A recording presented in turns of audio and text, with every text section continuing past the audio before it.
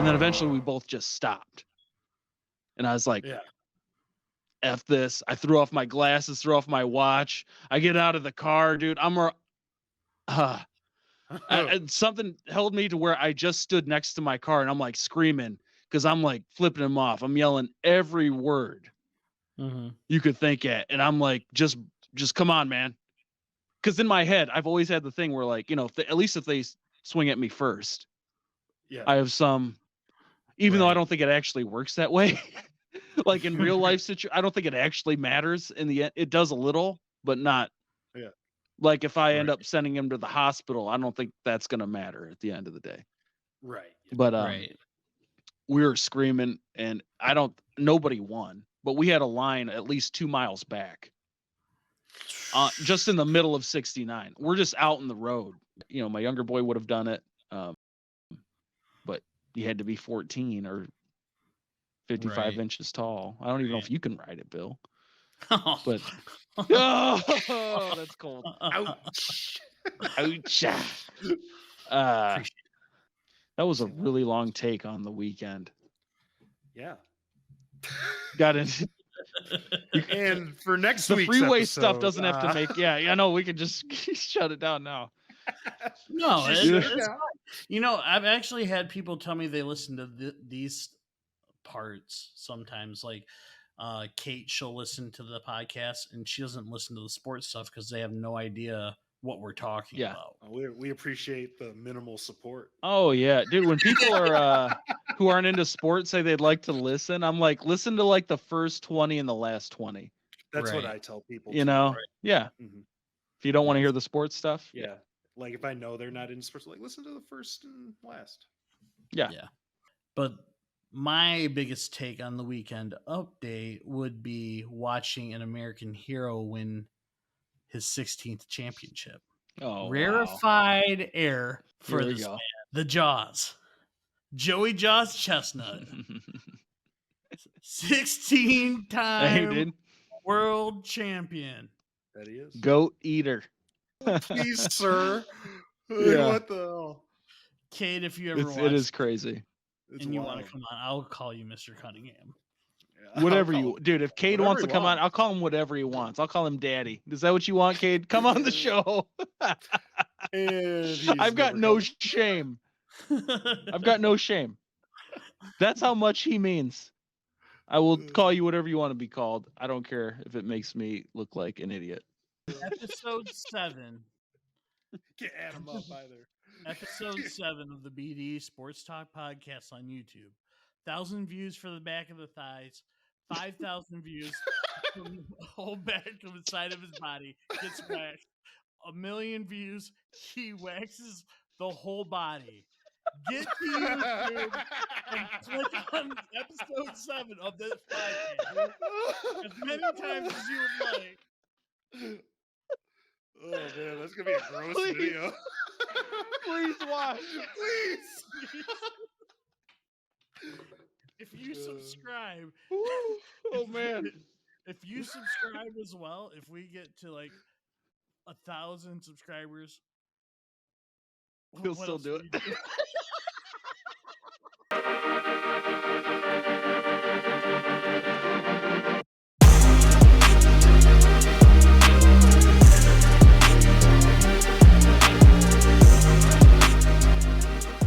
Welcome to episode 7 of the BDE Sports Talk podcast. My name is Bill, one of your co-hosts, along with brothers and co-hosts Dean and Eddie. Fellas, how you doing? What up? What up? Give it what up, baby. Heck yeah, dude. Ready to go. How are you doing, Bill? I've been better. So, before we get started, my gosh. Right now or something? My whitey tighties are firmly within the crease of my behind. Starting out strong today, huh? Wow. That's funny. He's been better. Oh, well, okay. Me too. You know what? I'm doing pretty good now. Heck yeah. There you go. We're here. Let's go. Let's go.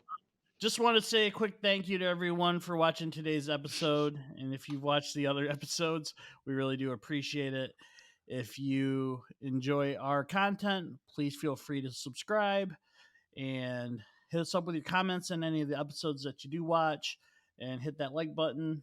We would really appreciate it. So we also have a Twitter, a TikTok that's been going pretty well. We got a Facebook page, and I think that's about That it. hasn't been going well. That's been going great, It's been going man. pretty well. Yeah, It's been going great. Hey, what's up to the Filipinos out there?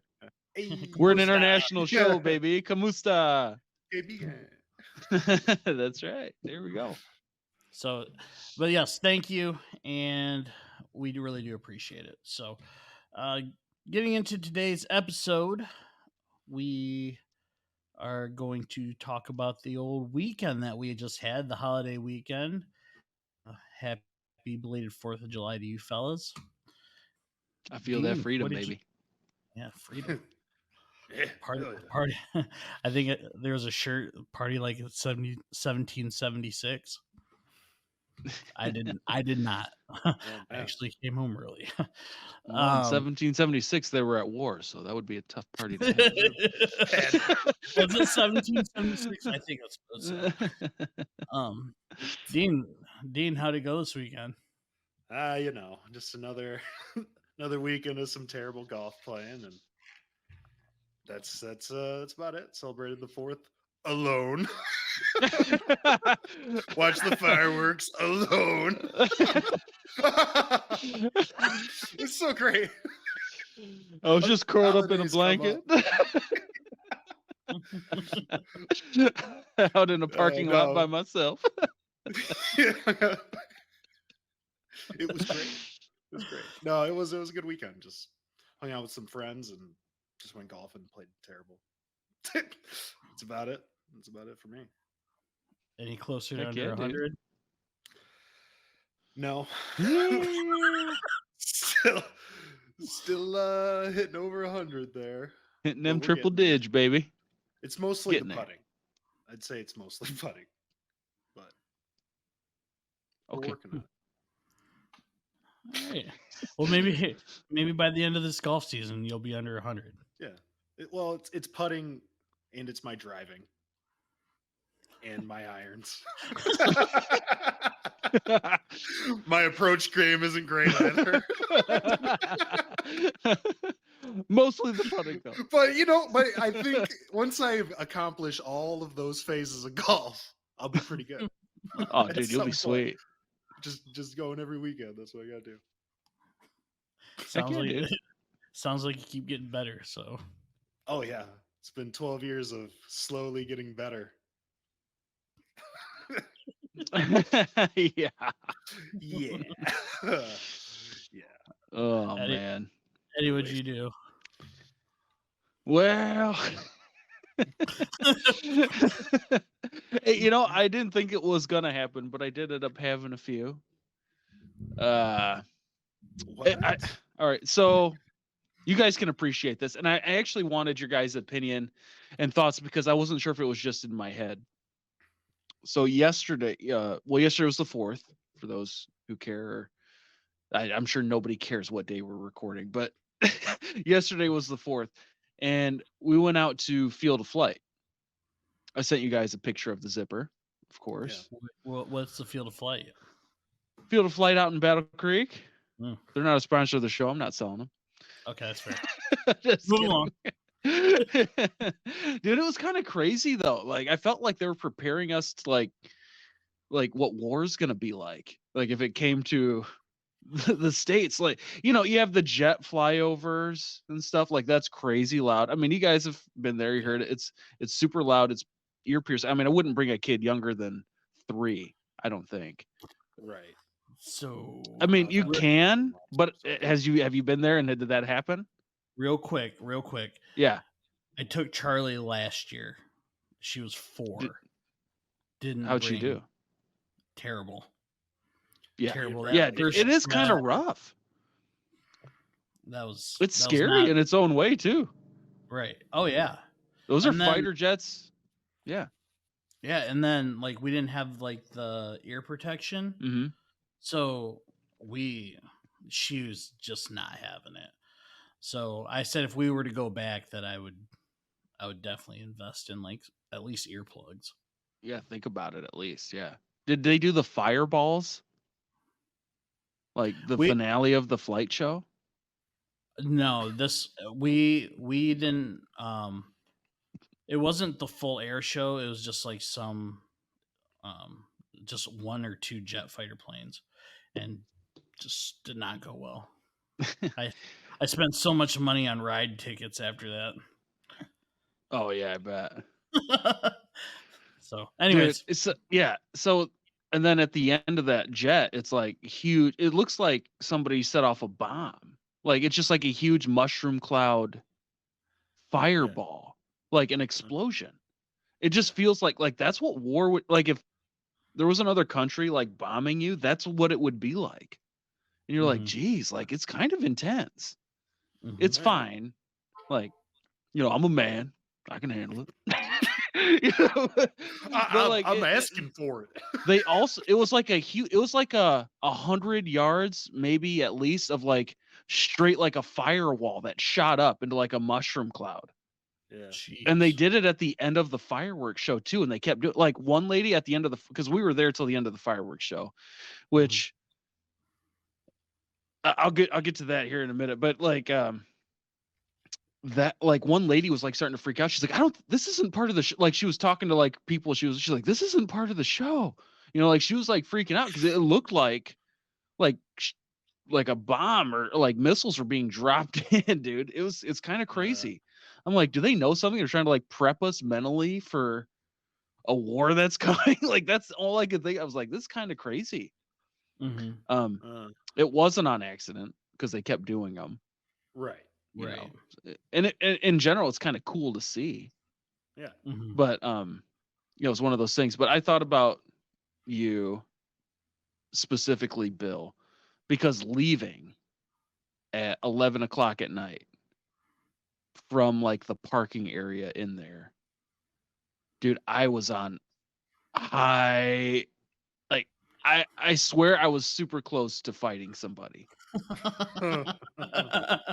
I knew my anxiety was up because like I'm trying to like let people in too. Right. I mean, you have 100 lanes of people trying to get into one lane. Yeah. To like go to like the main exit. And I try and let people in here and there, man. Like because you should. Yeah. Right. That's how everybody's trying to go, but then you have people like breaking out of the lanes, just like driving up like in between lanes to like wedge their way in between other people. Other lanes, like they're like driving, they would have been like halfway down one lane, then they just drove across like the field to like squeeze in towards the front of another lane. And we've been waiting for a half hour. Right. Yeah. Oh, dude, I haven't been that worked up in a while. My teeth were shaking. I was so like I think there was one girl who let me in, who I waved and we waved at each other. That probably saved somebody's life. I swear to God. Just having somebody else be like, "Hey, that you're welcome," and me being because like I let a few people in and they acted like I was the jerk for letting them in. Yeah. Dude, I'm like, it's just the general disrespect for everybody else. Yeah. Including myself, obviously, that it's like we all want to leave.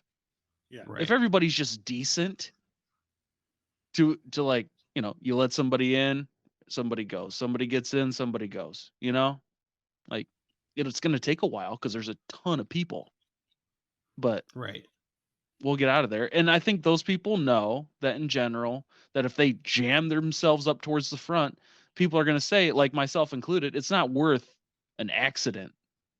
No, it's not worth wrecking my car because you're pissing me off. But I got real close to saying it's worth it.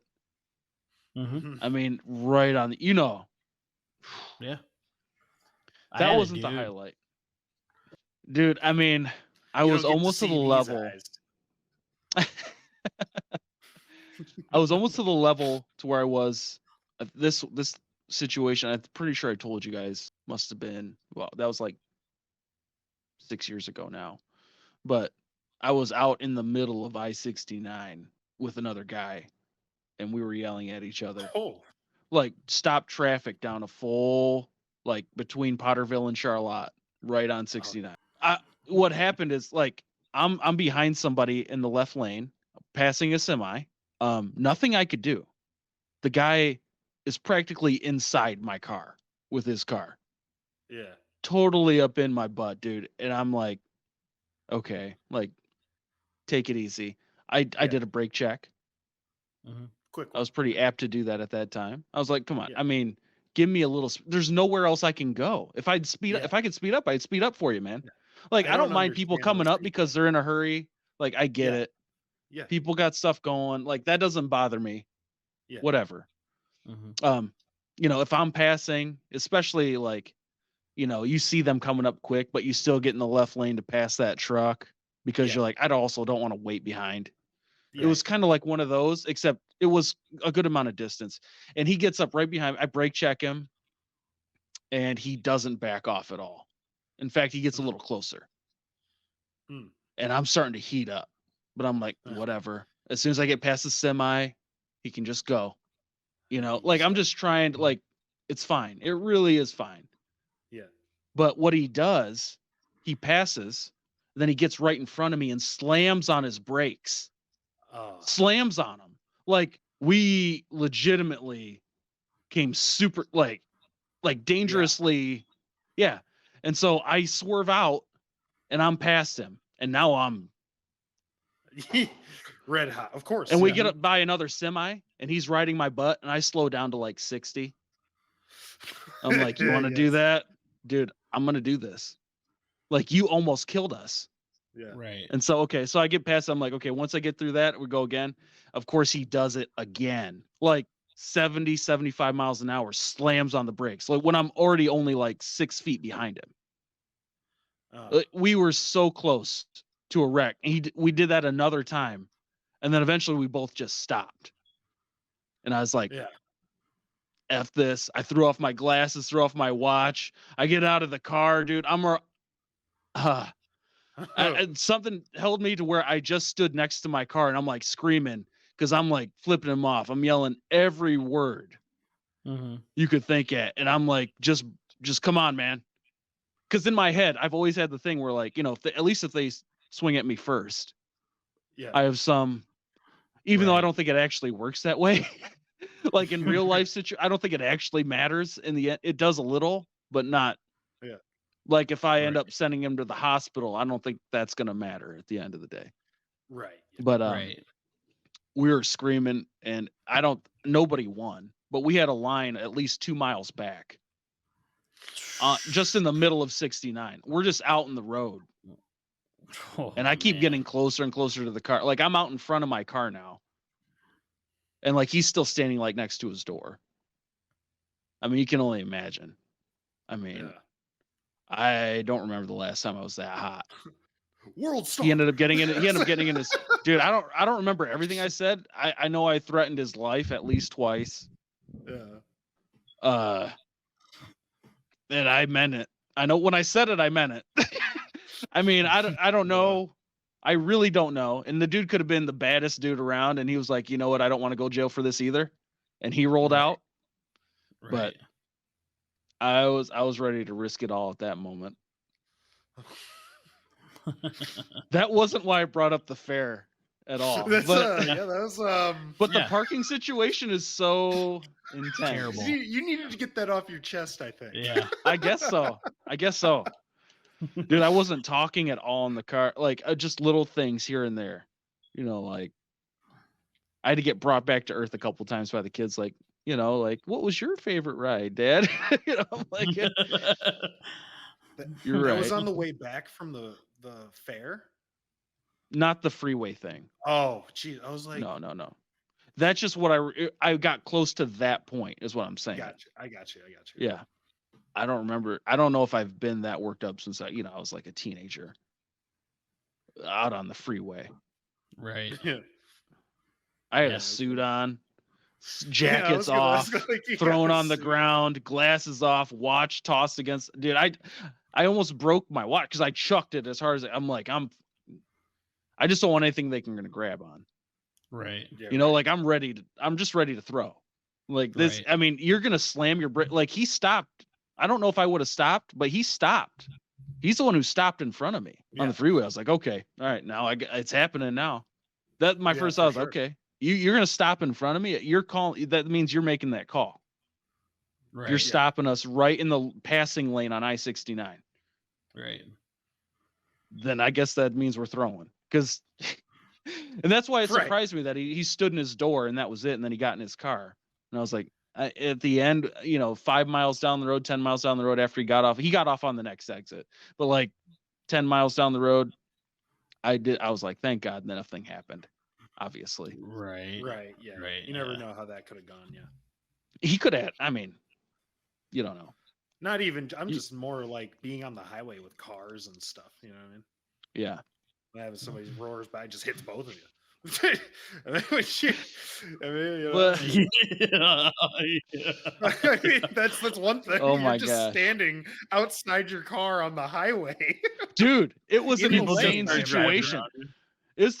around. There was people were watching, obviously, Yeah. going on the right lane, going slow, like there Right, was an yeah. accident, but there was a huge line right behind us. Yeah.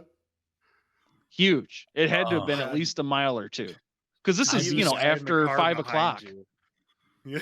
I'd be so mad being the person a mile back, and then you get up to where you think it is a nothing's there. On I-69, nonetheless. Nothing happens. Oh, Nothing happened. especially on 69. Yeah. I mean, it wasn't wild. 94, So, but yeah, That's that was wild. a heavier part of the carnival experience. I was mostly thinking because, a while back we talked about Gravitron Tilt-A-Whirl. yeah. So I get on, we get there, we get the wristbands. Dude, it's an insane amount of money to spend at what we got going on. I mean, it got upwards of about $400 total. With food Of what and went down there. wristbands and entrance. And I'm like, and we talked about it after. It's like, we might as well just go to like Michigan Adventure next year. Right. Yeah. Yeah. I mean, why spend that money there? Because I wanted to ask you guys about this. This is where it all started. But I wanted to ask you guys, like, that fair, the Field of Flight thing it seemed freaking huge. Yeah. Like, how long, like, on your estimate, if you walked from like vendors through like the midway back to the circle, how long do you think that took us back in the day? I mean, and not saying like stopping and talking, just like a stroll through. I mean, it felt like a long time. Yeah. I mean, It felt like a flea market. I get where you're going because I Yeah. thought the same thing last year. Yeah, you were there. That's right. Yeah, you were there last year. Dude, it was like limited amount of rides, truly. Not many games. I'm surprised. Which those are a freaking rip. Yeah, the zipper. Dude, there was this one ride that I'd been working up to ride on. I didn't realize like kids had to be like 14 to get on it. The Top Gun, was that there last year? Oh yeah. Yeah. I had a Top Gun shirt on. I had if you had a wristband, you had to have 4 extra tickets to ride it. Yeah. I had the 4 tickets. But then Aiden, my oldest wouldn't do it. He was too freaked out. John, or my younger boy, would have done it. But you had to be 14 or 55 inches tall. I don't even know if you can ride it, Bill. But oh, that's cold. Ouch. Ouch. But by the time we got down to the end of the night, it was bad. But I didn't ride the Gravitron, which was rebranded as Alien Abduction. They rode that early on, and they super enjoyed it. I was like, I'll get you guys on the next one, right? Yeah. You guys do that one because you're gonna want to do it more than once. So I'm like, I'll get you on the next one. I'd already ridden a few. The music one where like there's like a little car that goes in a big circle. Yeah. Like that's a fun ride. With the carny just playing death metal. Let's go. No, dude, he was playing pop. He was playing pop stuff. The one we went to, the dude was like, now we all die. It's like, God, man, just tweaking out over there. People around and around. You know, little kids. It really was. It was like party like we're gonna die. like, okay, all right. I don't know if we're gonna die. I mean, yeah, sweet. This is one of the safer rides here. Honestly, let's take it easy. It's ironic. You know, rode the Sea Ray, the big boat that goes, up and down. That was cool. And then we did one or two others, and that was fine. And then we went and took a break. First ride they wanted to do, because it was close, was like the Tilt-A-Whirl, aka it was like the spinning apple. And I'm like, I don't know if I should. It's really not a great ride for me. I know it's gonna be spinning, all that stuff. And then we get towards the front of the line. I was like, all right, you know what? Screw it. I'm gonna go with you guys, man. Like I want to be able to do it with them. Yeah. Dude, I mean, we're like 10 seconds in, I'm already feeling sick. And we hadn't even, we'd only done like, I think they only lightly spun it like twice. Yeah. And I'm already like, oh no, like this is bad news, man. Like I'm feeling real bad already. And then like the whole ride ends up turning them to asking me if I'm okay. Because I got like one eye closed, like my eye that's close to the exit of the apple, like I have that closed, so I can't see outside. I'm like just staring like towards the seats and their legs. And John's, or one of the kids, I can't remember. They're like, "Can is it right?" I'm like, "Yeah, just do what you got to do. Like it's okay." It ruined the next like 2 hours for me. Yeah. I didn't lose a headache until today. I kept trying to make myself burp because I felt like I was going to puke for the next 2 hours. Mm-hmm. Was it just because of the spinning? Yeah. Can't do spinning I just can't do it. So I obviously didn't ride the Gravitron, aka Alien Abduction, with them the second time. I'm like, guys, there's just no way. Yeah. I can't do it. Like, I'm just trying to get myself right so I could ride the Zipper. Yeah. Ugh. Because that's not like crazy dizzy. That's up and down flipping. Right. Sometimes here and there. And I wanted to get myself to the Top Gun. But by the time it was time for me to be able to do that, the line was super long. It was super late. None of the kids wanted to do it. And I'm not going to make them wait to watch me do it.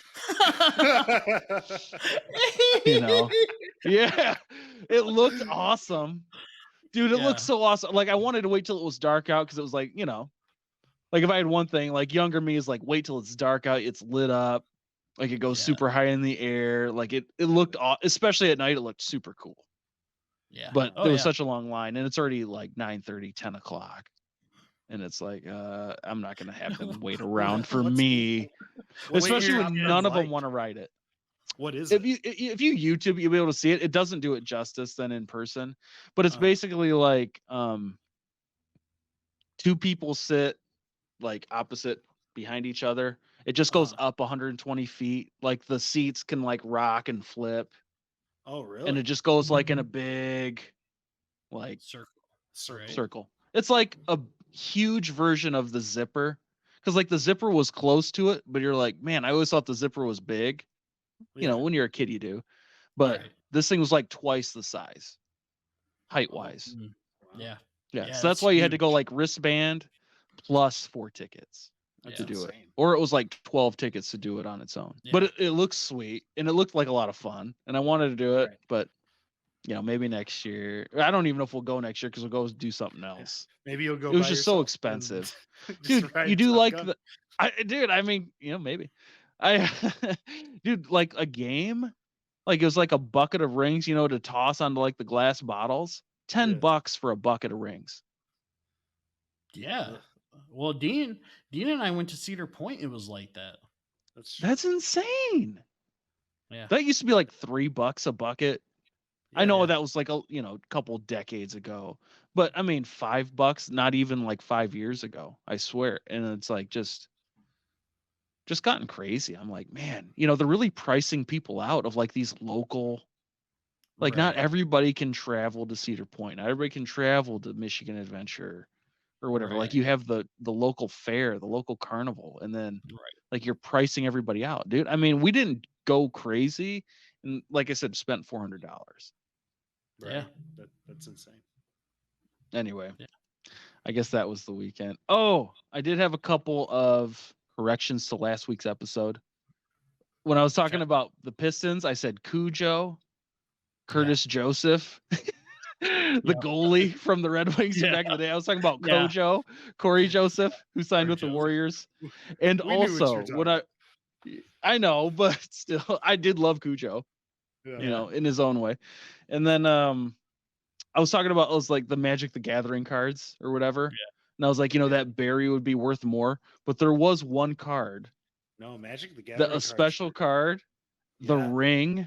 They made the ring card. It was the one ring for the Lord of the Rings edition that they said that somebody pulled it.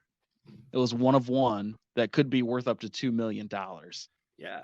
And I looked up a Barry Sanders rookie auto, and that was like $650. 15,000. Yes.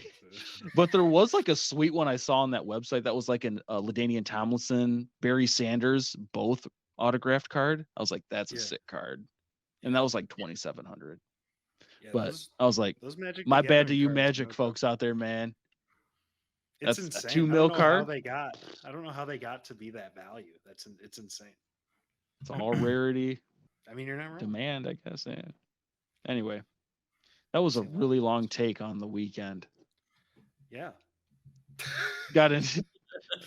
And for next the week's freeway episode, stuff doesn't have to make. Yeah, I know we can just shut it down now. No, it's you know, I've actually had people tell me they listen to these parts sometimes. Like Kate, she'll listen to the podcast and she doesn't listen to the sports stuff because they have no idea what we're talking about. We appreciate the minimal support. Oh yeah, dude. When people are who aren't into sports say they'd like to listen, I'm like, listen to like the first 20 and the last 20. That's what I tell people. You know, yeah. Mm-hmm. If you don't want to hear the sports stuff, like if I know they're not into sports, like listen to the first and last. Yeah. So if you don't like that, then you're not going to like any of it. So yeah, for sure, you won't like any of it at all. So, well, real quickly, my weekend was we went to Ludington to camp. It's not really camping; it's at an RV park where it was like super clean, super nice. It was a lot of fun, but my biggest take on the weekend update would be watching an American hero win his 16th championship. Oh, rarefied air for this man. The Jaws. Joey Jaws Chestnut. 16-time world champion. That he is. Goat eater. Even with the delay. Is he an American hero? No. In the food world. He is probably what most of the world hates about America. Yeah, probably. He represents it, yeah. No offense to him. With all the starving people. Hopefully they don't have TV service on the 4th of July. This dude ate 74 hot dogs today. He only ate this year he only ate 62. Well below his record. Well below. Hey dude, that's cool. Yeah, that's cool. I mean that's international competition right there. I probably ate 62 hot dogs and didn't get paid for it. They said in his I think he started, what was it, 15 years ago or something like that. He's eaten 1,200 hot dogs and buns. Yeah. I'm sure. That's insane. Eat about 50. Like Cade Cunningham called him the Glizzy Gladiator. The Glizzy. Did he? Yeah, on like some live stream they were watching something, I don't know, and he was recording it and he called him the Glizzy Gladiator. Glizzy Gladiator.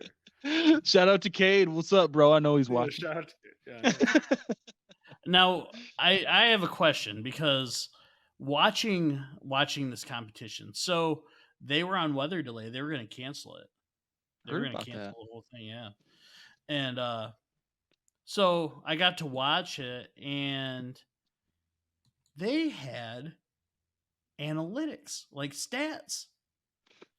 And I'm like, gotten to that point. Did Joey Chestnut change the game to ESPN include dogs per minute? Because they had real-time dogs per minute. This is like your DX NWO. He is DX. Kobayashi would be NWO. Kobayashi. Yeah. Oh, for sure. He probably, because I never thought about it until I remember seeing him on TV. And you're like, oh, did you see this Kobayashi guy? Yeah. Like, he's just this small dude just plowing away just Glizzies all day. And nobody was close. No, it was insane until Chestnut came along.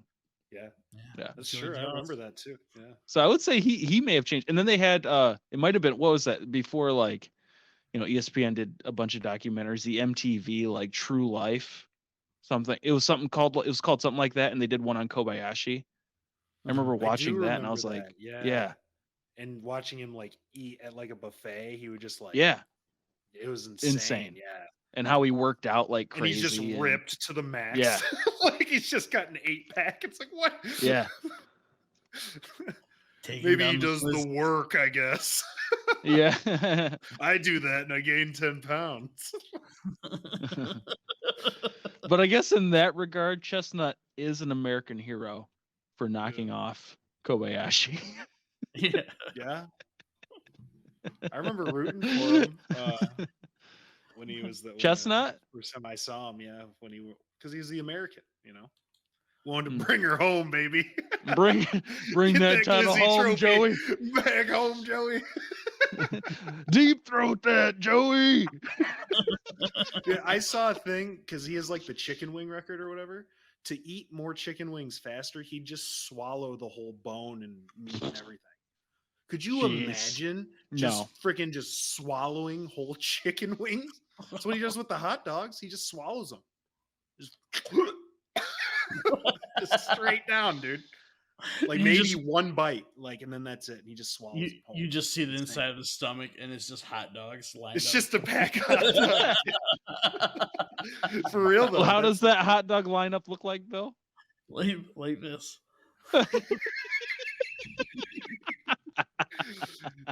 You show me a milk. I bet it does. I bet it does. Bill's not a Nathan's champ, but he's a Nathan champ.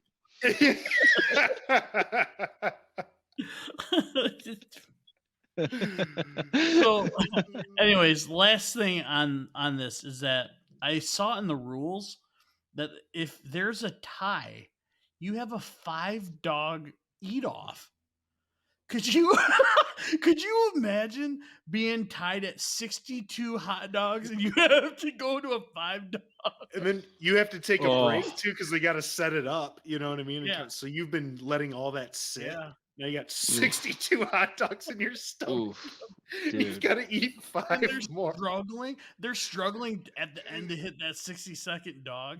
Yeah, dude, what a sudden death though. That really makes it. Getting 62.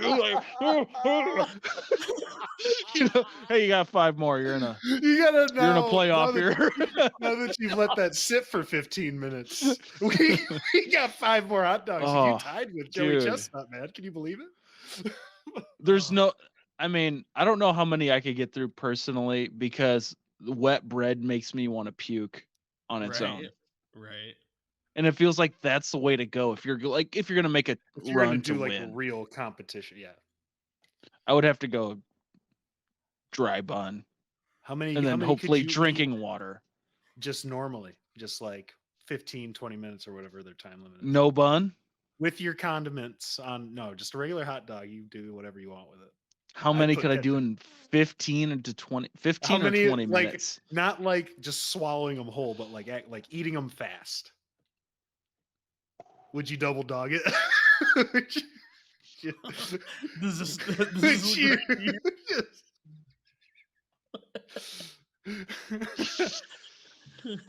Be like, I don't know. I'm going to take my time with this first one. I like to lick the condiments off first. Oh man, I don't know. I'm just gonna go with 1 a minute, and I'll say 15 to, because I think I could do quickly to the beginning, but once I start getting down there, dude, it's gonna slow down, and I think I'd be lucky to get to average 1 a minute by the time it was said and done. Yeah, for certain, and it was be like probably 12 to 14 in a 15 to 20 minute. Now I should say, are we sober? Because if I'm not sober, I'll probably kick that up by another couple. You think you could do more sober than you would if you were drunk? No, the reverse. Well, speaking of winners, did the Red Wings win their draft? Hard to say. It feels like good picks were made. I mean, it's kind of funny because you just don't know. And I've heard this from multiple people. Like the NHL draft is it feels like a crapshoot, because you think like originally when we were mocking, we had like Hanzik up at number 9. ESPN mocked him at 30. I think he ended up going at 16. You know, so it's like, other than the top 2 big, you know, the ones are like, oh, these are the guys that you're kind of like, it's kind of a crapshoot. Yeah. I don't know. What'd you think, Dean? No, I agree with that. I mean, they went for what they thought was best available, and I mean, I can't argue with that, you know, not knowing the prospects very well. But I think they addressed what they needed, and you got to roll with it for now. You said it's a crapshoot. It's kind of like the NBA draft too. It's just, you don't know. You know what I mean? Anybody could be. Yeah, right. You know, I mean, you have an idea, but well, it's crazy to think about. Like, Jahmyr Gibbs gets picked 11th in the NFL draft, right? And they're like, you've got to produce right away. Was it 11? Mm-hmm. 11, right? I think it was 12. 12. Sorry, 12. You got to produce right away. Nate Danielson gets picked up at number 9, and they're like, well, we'll see you in 2 years. Yeah, I mean, different games, man. It's crazy. Just crazy. Hockey and baseball have that. Baseball the same way, yeah. You might not ever see that guy for 4 to 3 years, you know. I like Danielson. You know, we talked about this before. He's got the size they're looking for, right-handed. You know, I was curious to see that they took a main center, but I mean, eventually he'll probably be a top 6 guy. Mm-hmm. You know, I like that he was a co-captain of his team. You know, he's a 2-way player, penalty killer, scorer. You know, it's just like, well, we have Larkin, who's a young, ascending guy, the best guy in our team. Marco Kasper, who we took last year, also a center at number 8 overall. So it's like, I mean, he's what they're you know, Stevie Y's been trying to build as far as size and ability wise. But, you know, at that point, I still would have been cool with Benson, who we talked about before, Wood, who we talked about last week, and even Willander, right shot, big defenseman. But, you know, that kind of gets us to our number 17 pick, too. I was going to say, this feels like the Yzer plan is building for duration instead of. It better be. Yes, it's got to be, right? Obviously, it's got to be. But instead of, it just feels like to me he's trying to set the organization up, and I guess that would be everyone, but mainly, you know, seeing it from our perspective of him trying to set them up for the next 15 years, 10, 15 years.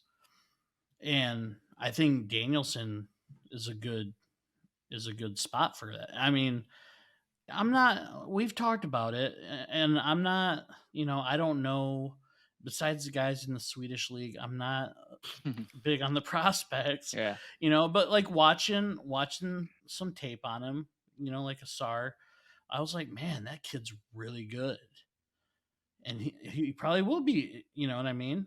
So, I mean, yeah, dude, if you look down the road, you know, 2 years from now, hopefully it's only 2 years from now, and your top 3 centers coming into the game goes Larkin, Kasper, Danielson, and they all turn out to be what they're supposed to be.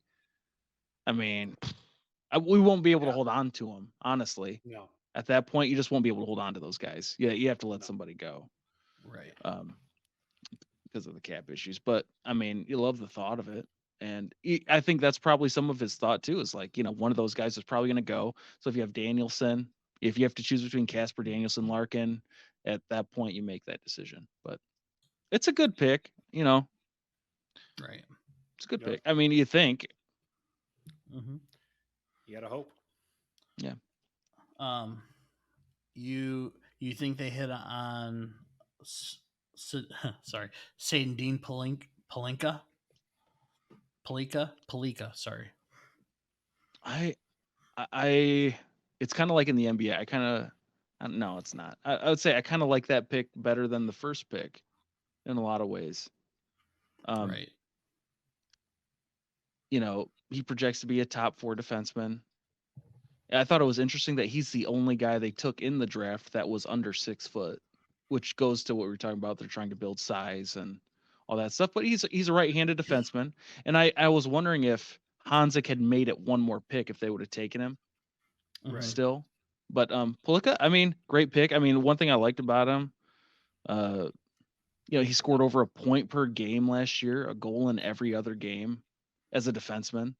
They're looking for that kind of scoring out of there. He was named the best defenseman at the U18 Worlds, which I thought was pretty cool. Wasn't typical Yzerman guy because of the size, but we traded Hronek but if you put him around big guys like Edmondson and Seider, another couple young stud defensive guys who are supposed to be, at least. I mean, 5'11", I mean, come on. You're 1 inch off from 6 foot. So I don't really consider that a big. Yeah. And there's not and like we talked about huge guys in the NHL anyway. Well, yeah, I mean, usually topping out around 6'1", 6'2" for a lot of guys. 6. Well, yeah. I mean, there's that. You're talking about Brady? Yeah. That dude's big. He's a big boy. We'll see. He'll make it on. If he makes it, it's because he's size enforcer kind of guy. It looks like, when just reading about it, obviously have not watched Brady Cleveland play one freaking minute of hockey. But based on what they said, he's a left-handed defenseman, which kind of puts him behind already, especially when they're trying to get right-handed guys. But he's 6'5". I mean, that dude's 6'5". What do you have? If he's going to be out there and be an enforcer, I mean, that's sweet. Love to have a 6'5" guy protecting our young centers and wingers. So. Trey Augustine. How'd you feel about that? Well, I mean, they must feel something to take him high, high enough. He's a bust. Second rounder. He could be. But they're probably hoping. He's going to MSU, so he's definitely going to be a bust. Like old Jimmy. Yeah. Yep. So no, maybe the goalie of the future. We'll see. Yeah, that'd be awesome. Mm-hmm. That'd be awesome. We had, in between Augustine and Cleveland, Andrew Ginson. That's a Gibby. That's a big deal. Like I said, that makes it harder for Brady Cleveland, I think, because from what you read, Gibson's a more skilled guy. He's only 2 inches shorter at 6'3", and he's right-handed. It's like, once you get past second, third round, it's like a lot of leagues.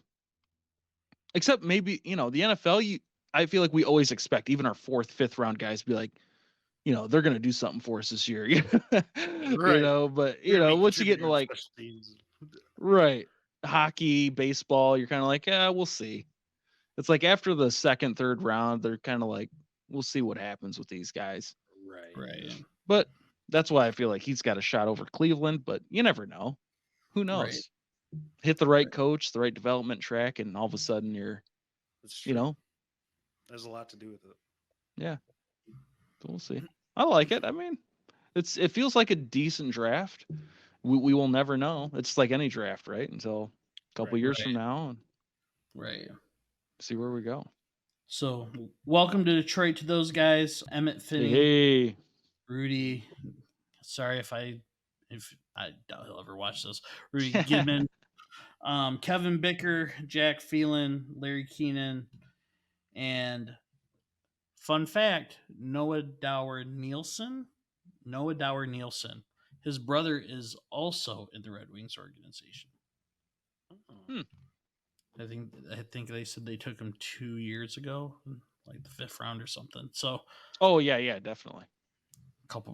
That's what they said. I don't know. So those are the only rounds I pay attention to. 2021 5th round. That was actually my favorite round of Yzerman's tenure.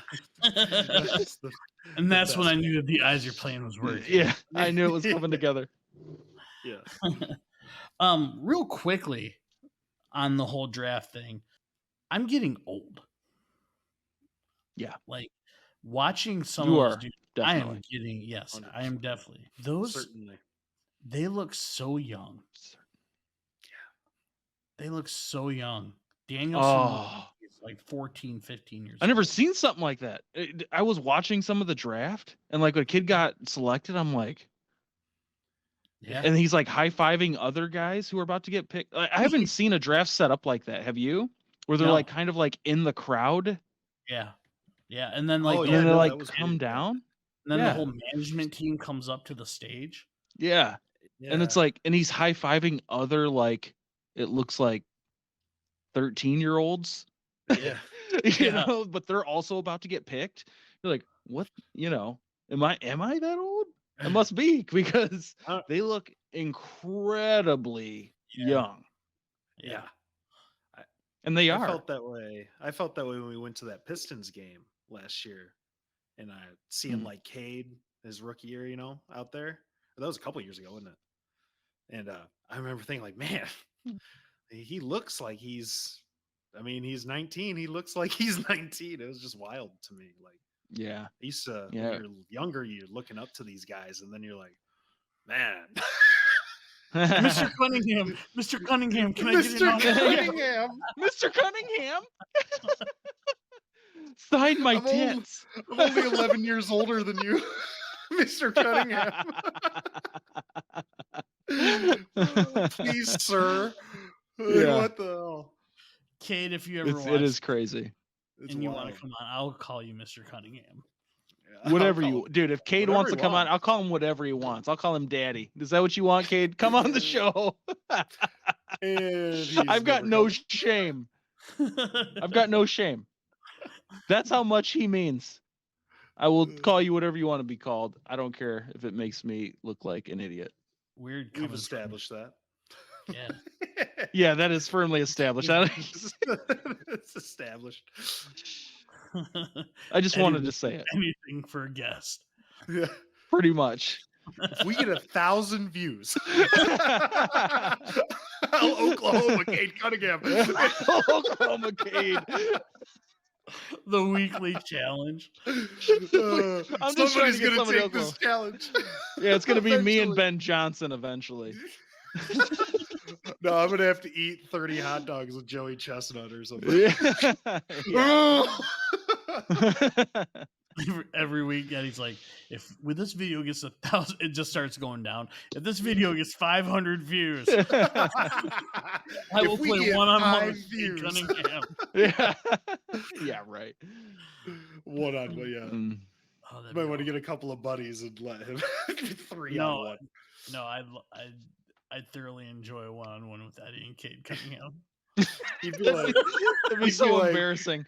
Drive the lane. He'd be like, no, get all I'm gonna back him down. Of you fools out here. Yeah, I'm gonna back him down. Watch this. He can't handle my turnaround fadeaway. With that sweet vertical. Yeah, dude. Oh, yeah. Oh, that's funny. He's up 8-0 and you're gassed. Oh, I mean, before that, you kidding me? Well, it was a quick 8. I'm not even. I'm backing off after I check it. I'm backing off. You take the shot. You ain't. I'm gonna leave you open on this one. Hoping I can get the rebound. Dude, oh 6'6". Take it. You ain't making it, bro. Hand in the face. Hand in the face. Just drenched in sweat. I don't need to D you up on this, bro. Take your shirt off mid-game. Yeah. Like, all right. I'm Skins.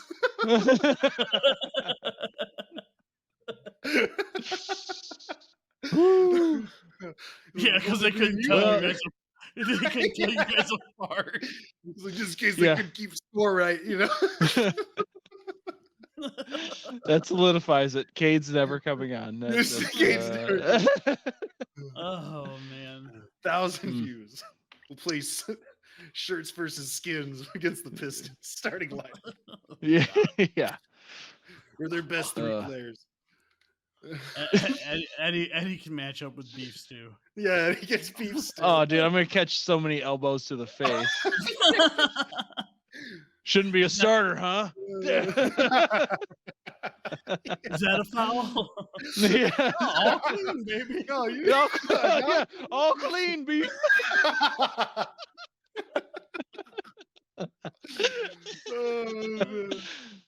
Oh, that's great. Since we talked about Cade, I want to kind of get into the Pistons, okay, and their activity or non-activity, depending on how you look at it, and what your guys' thoughts were on what they've done so far. So, real quick recap: Joe Harris comes to the Pistons for 2 future second-round picks. Then they got Monte Morris for a future second. So no one leaves. We have guards for days. What are your guys' thoughts? And that's coming off what we talked about with Cam Johnson going back to Brooklyn. Okay. So, yeah. You want to go, Dean? Yeah, since I'll probably have less to say on it. So, what the hell's that supposed to mean? And Dean's just like, it sucked. I mean, go ahead. No, I don't hate. I don't love it, but I don't hate it either. Because, like you said, they have a bunch of guards. Does Joe Harris only have 1 year left on his contract? Is that why they took it with the 2 first? Because that's the reason the Knicks got rid of him, right? It was because they got that trade exception. We got the 2 second-round picks, and they traded a second round for Monte Morris. So I mean, and a trade exception. So essentially, you didn't give up a ton or really anything for Monte Morris, but like they don't have another small forward. They don't have another power forward. They just have like 4 or 5 guards right now. I mean, I guess you could play Joe Harris at small forward. Oh, yeah. No, I think he projects to be a forward. Yeah, I think he's a forward. He projects. He'd be like your third shooting guard, but he'll probably play off the bench, the 3 or 4. I mean, yeah, I mean he's going to have to. I mean, essentially, if they keep what they have now. Yeah. But I don't hate it. But like they have more shooting with Joe Harris and Monte Morris. They spreads the floor out a little bit more. But overall, I mean, I'm at a 50-50. I don't think it was anything that moves the scale a ton, but enough to help, I think. So. Yeah, no doubt. Yeah, that's fair. Well, yeah, no, I originally, when I first heard that we had traded with Brooklyn for Joe Harris, I was initially pretty upset, honestly, because I'm like, why, when we're supposed to be the main player for Cameron Johnson, why are we helping Brooklyn with their cap space to re-sign him? And it must be that. But my thought was also, if it's more than 4 years, 100 mil, which is what we were allegedly looking to do. Right. I was like, as long as they end up paying him more than that, then I'm okay with it, because that's the most we could do. Pretty much was 4 years, 100 mil, and Brooklyn ended up just going above and going 4 years, 108. So originally I was like, damn it. But if Monty Williams had been all about it and felt the way that it seemed to project, then they probably would have made a more aggressive situation, not helped Brooklyn out with that. At the end of the day, we got 2 second rounders, which may or may not add up to anything. I like Joe Harris as far as a depth 3-point shooter. I think that kind of helps fill some of that when Bojan's off the floor. I mean, Harris is a 42, 43% career 3-point shooter. And honestly, I think if I go into Monty Morris, I like Monty Morris. I didn't know if you did this, but I saw one of his nicknames was the Count of Monte Assisto, assist turnover ratio. His was a 5.4 last year, assist to turnover ratio, which is real nice. And you got somebody like coming off the bench, maybe can help bring Sasser along as far as taking care of the ball. He was born in Grand Rapids, so he's a Michigan guy. He'll give you 10 points and 4 to 5 assists every night. And I think that's solid for a backup coming in behind Cunningham and Ivy, and Sasser playing in there as well. And I think these moves a little bit, if Ausar plays, kind of goes to what I was talking about, to where Beef Stew will finally be in the position he should be in, which is like the 7th guy, 8th guy. You start Cade, Ivy, Thompson, Bojan, Wiseman, or Duren, but I'm guessing probably Wiseman just based on experience, and they play pretty similar right now. But and then right off the bench, your front court is Beef Stew and Duren. Backcourt Morris, Livers, Burks, Harris, Sasser. And that's okay. We don't want to have a huge needle mover, but if Cade comes along, he's supposed to be that guy. He's supposed to move the needle. We'll see what Ausar does in his first year. I mean, if he can play around, Cade and Ivy and Bojan and Wiseman / Duren, I mean, he could be protected enough to maybe feel comfortable do his own thing. So it's hard to say. I mean, you guys put the Pistons with what's happened so far, and there's probably not a lot more that's going to happen. Over 30 wins. Yeah, it's hard to say. Yeah. I feel like that's probably the over under. You think have we made up 13 wins? I think it's attainable. I think definitely. It depends on who takes that next step this coming season. You know what I mean? Because I mean, Ivy. I mean, even Cade still has to take that next step. You know what I mean? So I mean, whether that be Cade, Ivy, or Duren or Wiseman, I don't care who it is. It could be Beef Stew. I don't care. Somebody's got to take a leap, and then I think 30 games is attainable. If only one of them has to take a step to make them a 30-win team, I think. But somebody's got to do it. I think with an off season with Cade and Ivy together, Ivy's a year older. I think that helps out a lot. I think Cade's going to come back healthy. Hope so. I kind of wish he was on the summer league roster. Right. Yeah. Just to get more of that, like you're talking about, Bill, with a little more connection with Ivy. And I mean, Wiseman's even going, and he's in his 4th season, Right. Just when you miss time like that, those reps, but who knows where he's at with his injury? I don't know. Right. I'd rather him rested if that's the case, Yeah. But I almost think that with them trading for Morris, that Sasser might start in the G League. It's possible. Be the worst thing for him. Because you got the depth. You have the depth there now with veterans that you don't have to rush him in. Let him get his feet wet in Detroit. I can't remember what their name is now. I'm so used to them being the Grand Rapids Drive, but I don't know what they are now. Or something now. Well, that's Grand Rapids, yeah, but that's Denver. Oh, you're talking the Pistons. Yeah. I thought you were just talking about Grand Rapids. Love Ben, but I'm still salty that he took the driveway. Because he's the owner of whoever they are. They're a rival to me. Go gold, baby. Yeah, I think someone brought it up on another podcast that I watched, and I thought it was a good point, was that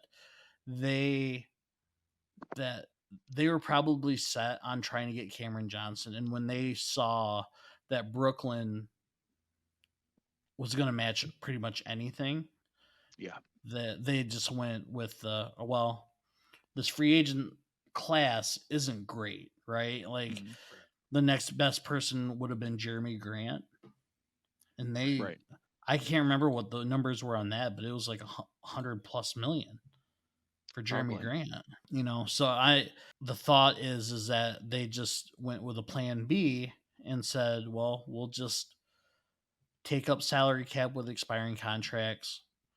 Either ship them off in a trade or, you're back to your cap. You got that much cap next year. So, I mean, yeah, I think Harris was really just a contract thing. I think Monty Morris has more than a year. So he should be with us for, I think, at least a couple years. I think. I can't remember. I looked it up earlier and I didn't write it down. But Joe Harris is really kind of one of those, like, see where you're at.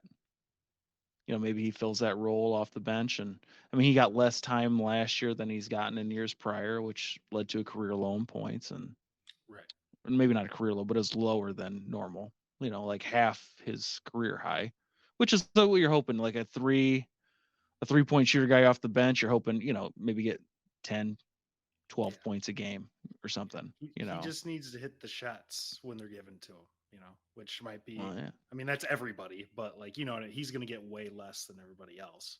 And he's expected to hit, not everybody else, but you know what I mean? But he's going to get less shots.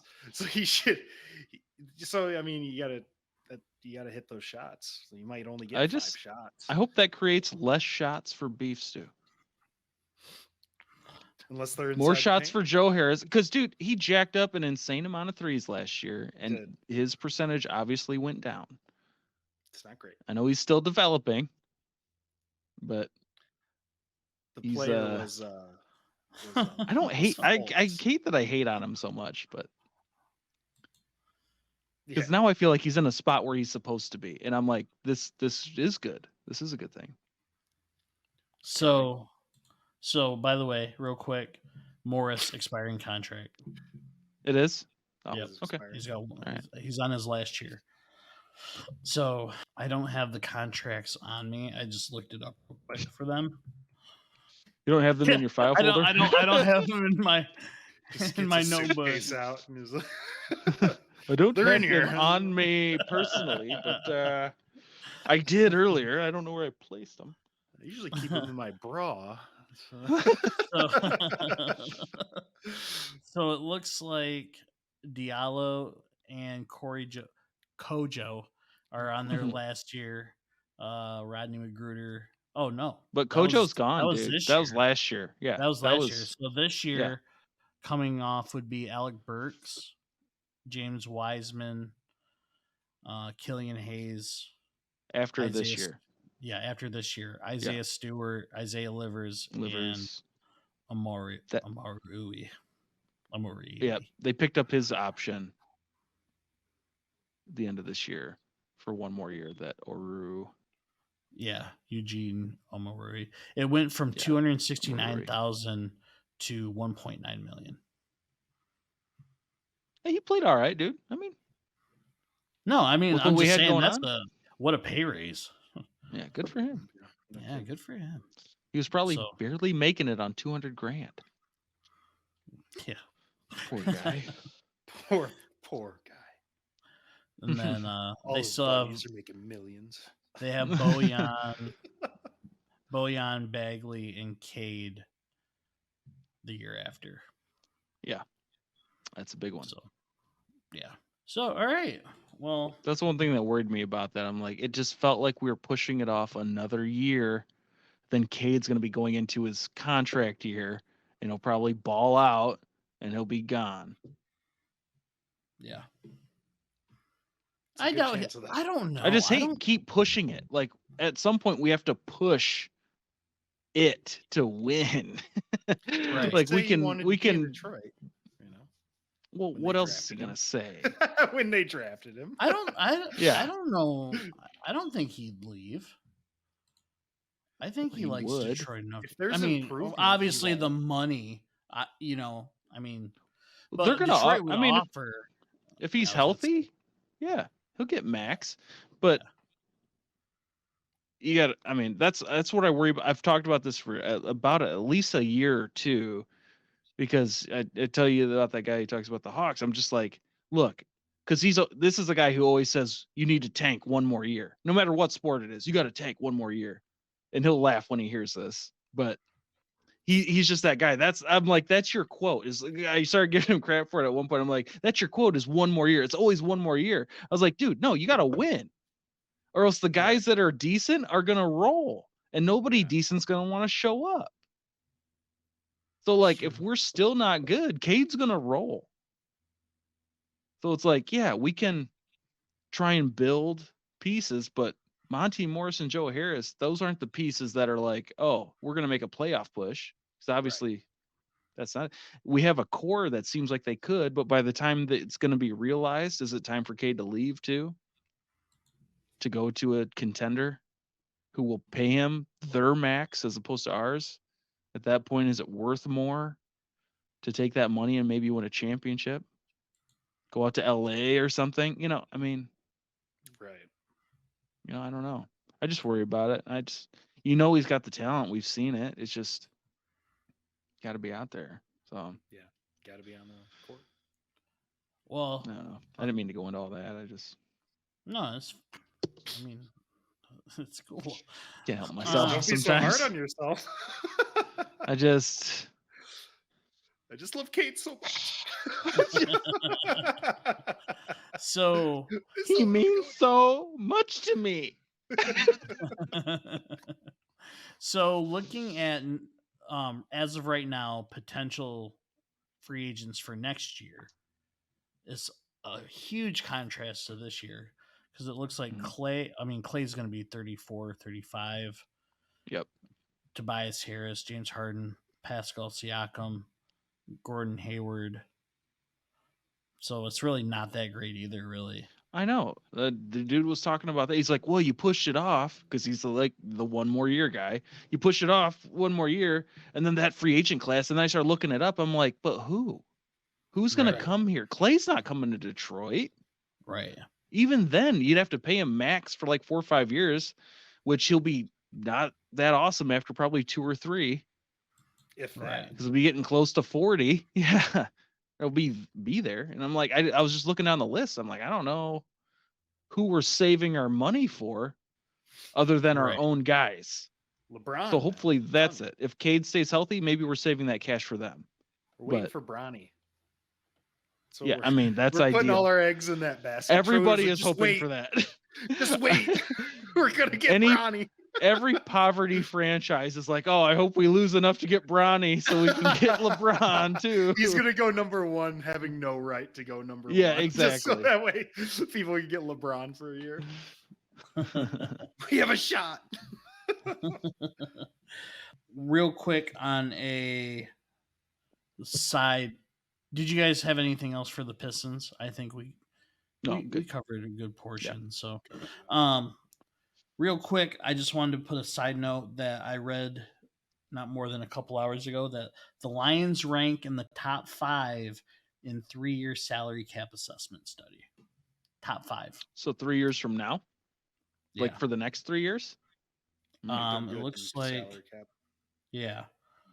Well, the Lions, we'll see. Does that include a potential extension for Jared Goff? They're a top 5 team in terms of salary cap management and outlook for the next 3 seasons. I mean, that's got to include a potential extension, right? For Goff, because that's coming up. Jonah Jackson's got to get paid. Yeah, got to extend that guy now, because he's up at the end of the year. Is it? A couple years. I felt like they extended him a year ago. Who's Did that? They extend him again a year ago? Ragnow? Yeah. A year, maybe 2 years ago. So it could be, I mean, it's probably. He might have 3 years. He might have 3 years on his contract. So you're probably right. But I mean, that's just an example. You know what I mean? Like there's going to be big name. Oh, no, I hear you, man. Yeah. Detroit and the big name guys that are going to need to get paid sooner rather than later. Yeah. It looks like see what comes up. It looks like he has, if you include this season, he has 4 years left. Ragnow does. That's what I said. That was pretty. It is? But is it yeah, really? You said 2 years. Friggin' loser. What'd you do your homework, son? Yeah. Good times. Good times. I guess he doesn't have to get paid soon. Eventually, though. Exactly. Eventually. There is a potential out before 2025, but is that a team out? I believe so. I guess it doesn't matter at that point, does it? Unless he just falls off. I mean, I was going to say he'd have to really fall off to kind of just consistently hurt even worse. It does make me wonder who's going to be coming up on.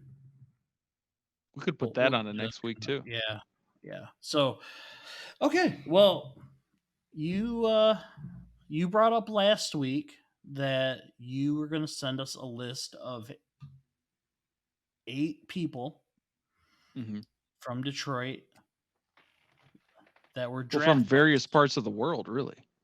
Well, yeah. They're not from Detroit, but they were drafted by Detroit. And they're all busts. So what Eddie did was he sent us his list, and he sent the players out. You didn't send us your list. You just sent out the 8 players, right? And we texted him back. So Eddie, you have the floor. This will be interesting. Like Bill said, I sent out 8 players, and I also said include if there's somebody else you're thinking of, throw them in there. I rate them by points. So if you were ranked number 1 on somebody's list, that was worth 8 points.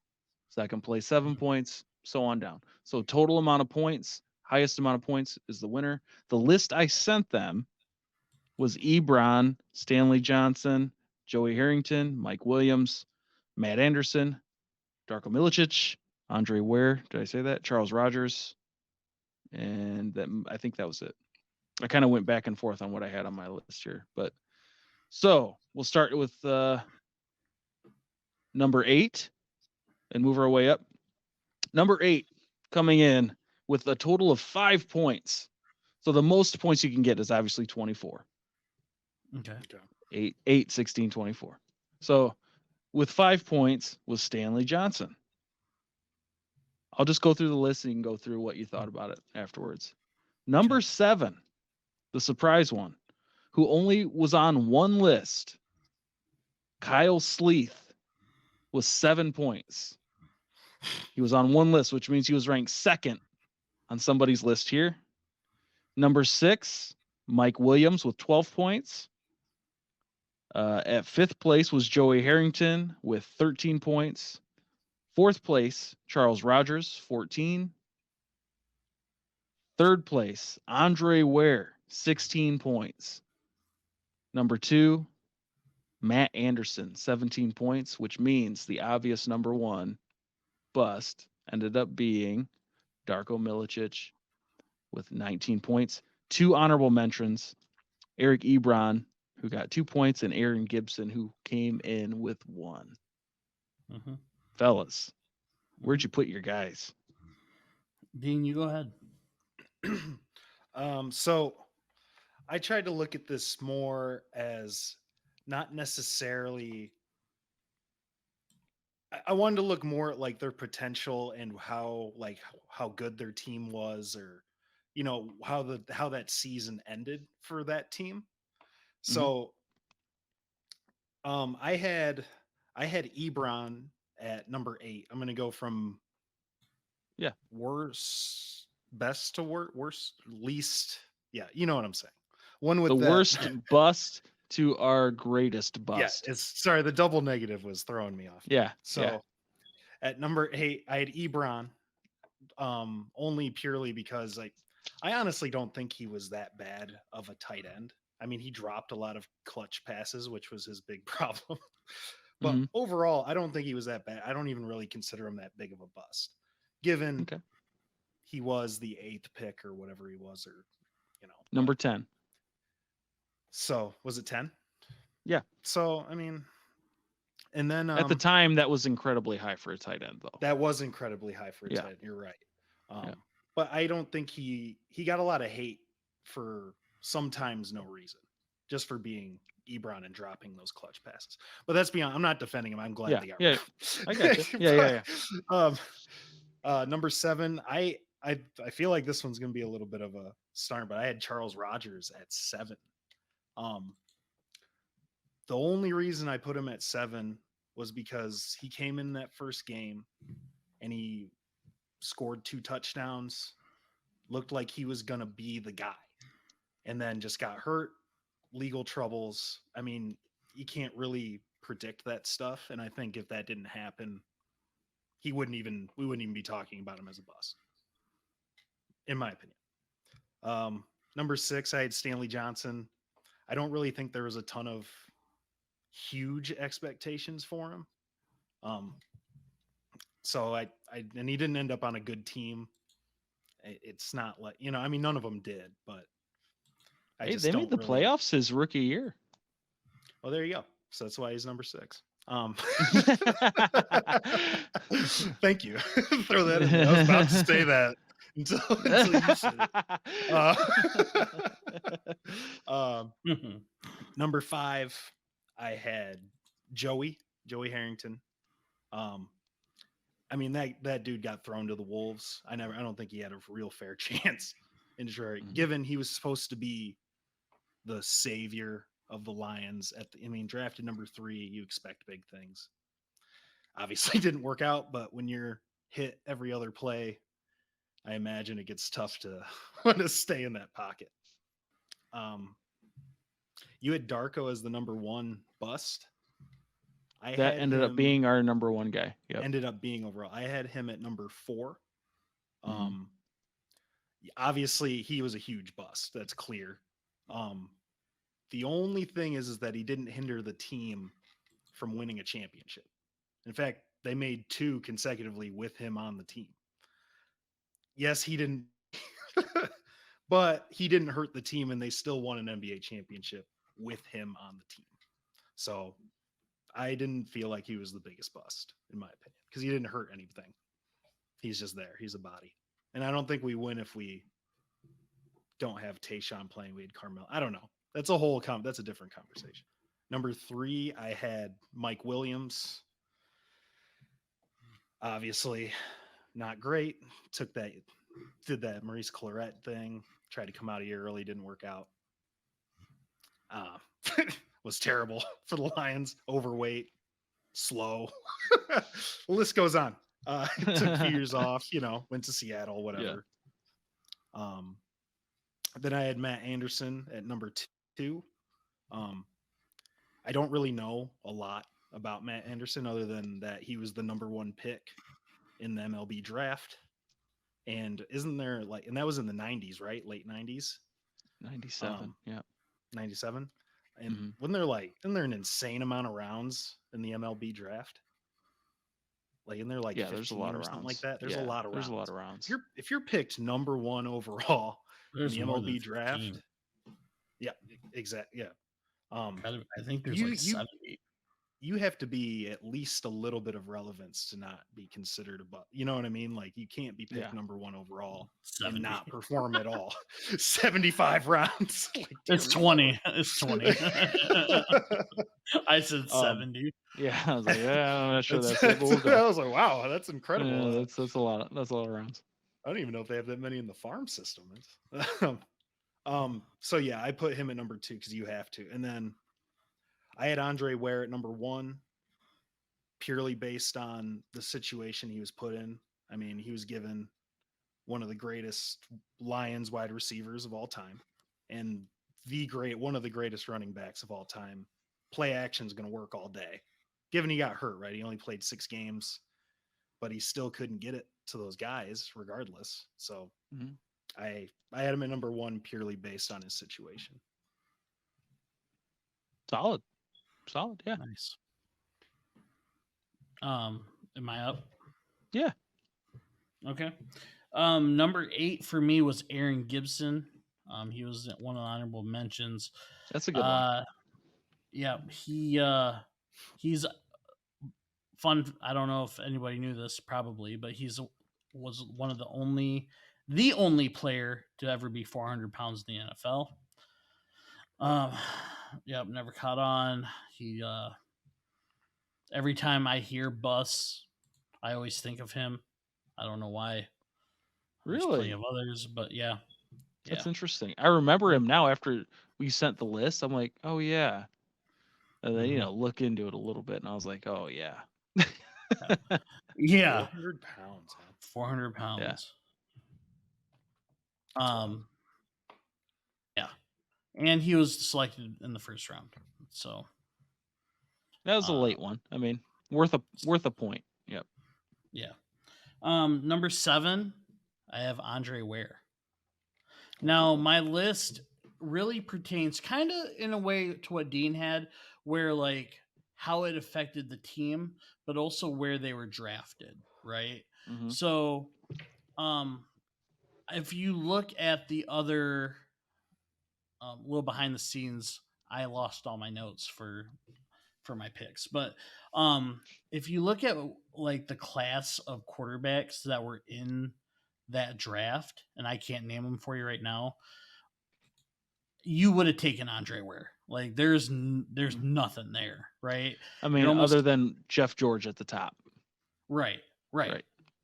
And even then, I mean, well, that would have made a difference, I think, for us. Jeff George was solid, dude. Yeah. Dude had a cannon.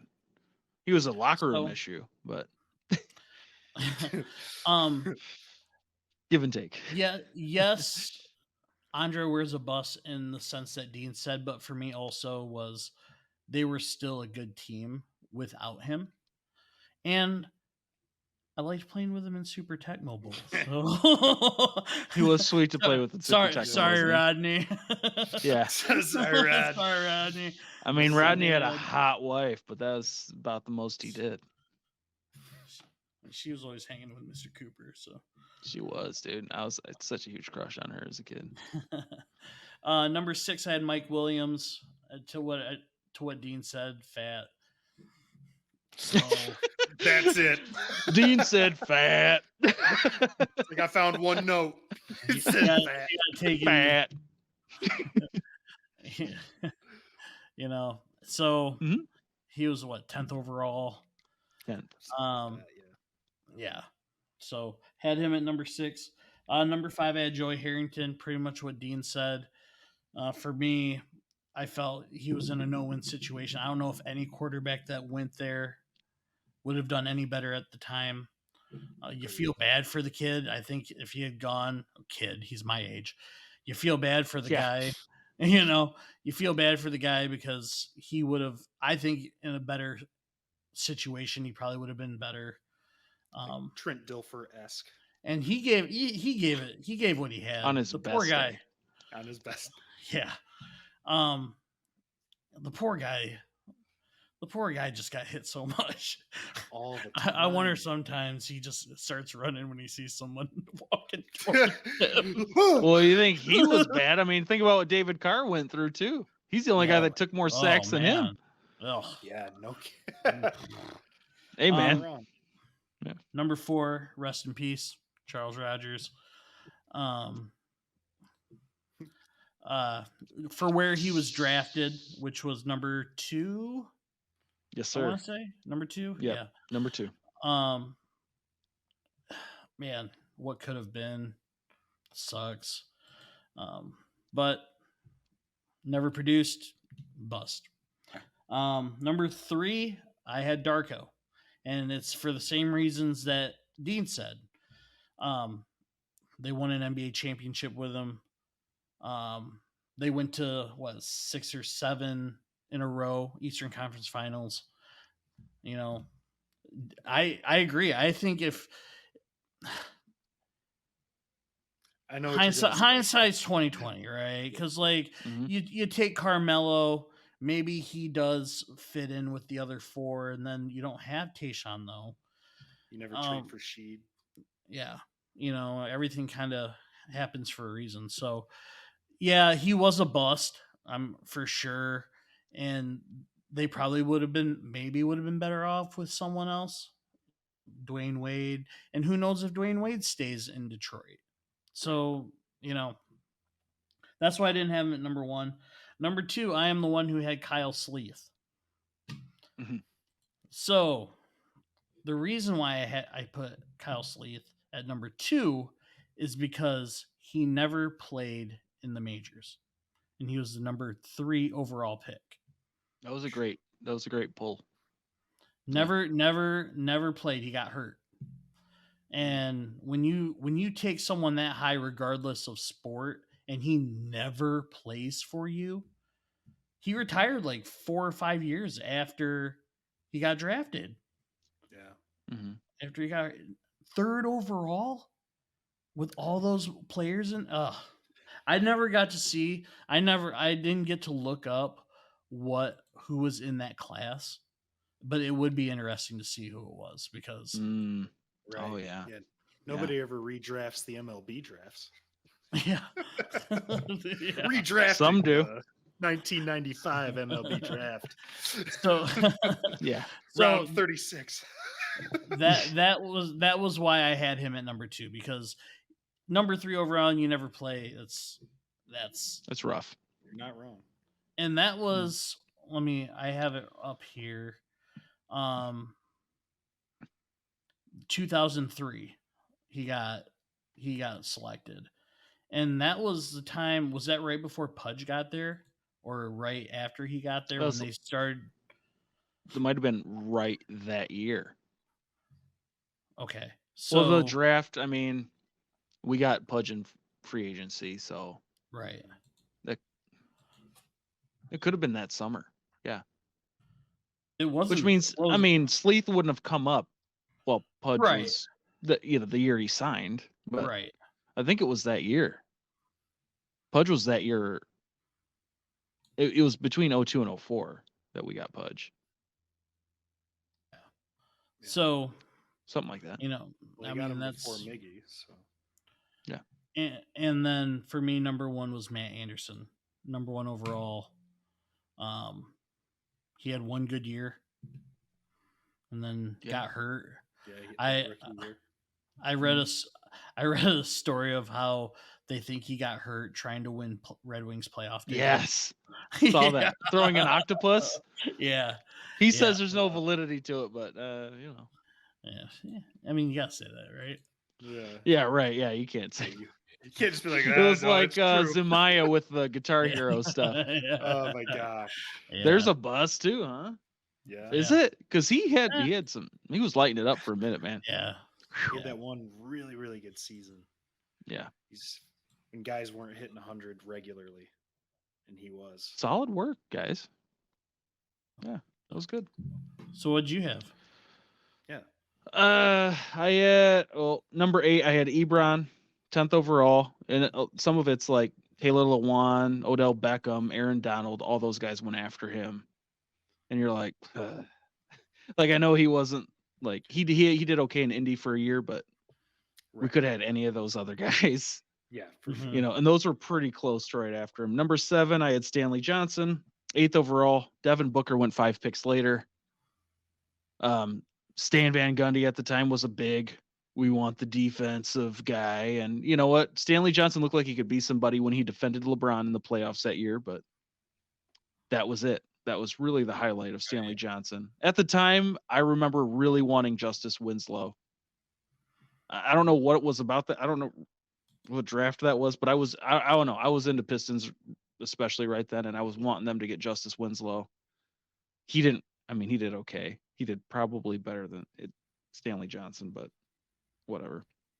6th, I had Mike Williams. 10th and 05, fat. I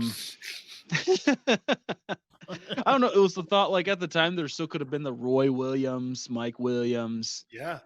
Charles Rogers potentially still at that time, like combination, and it was like, who's going to stop those guys? Right. But apparently, Remember when we thought Roy Williams was like really good?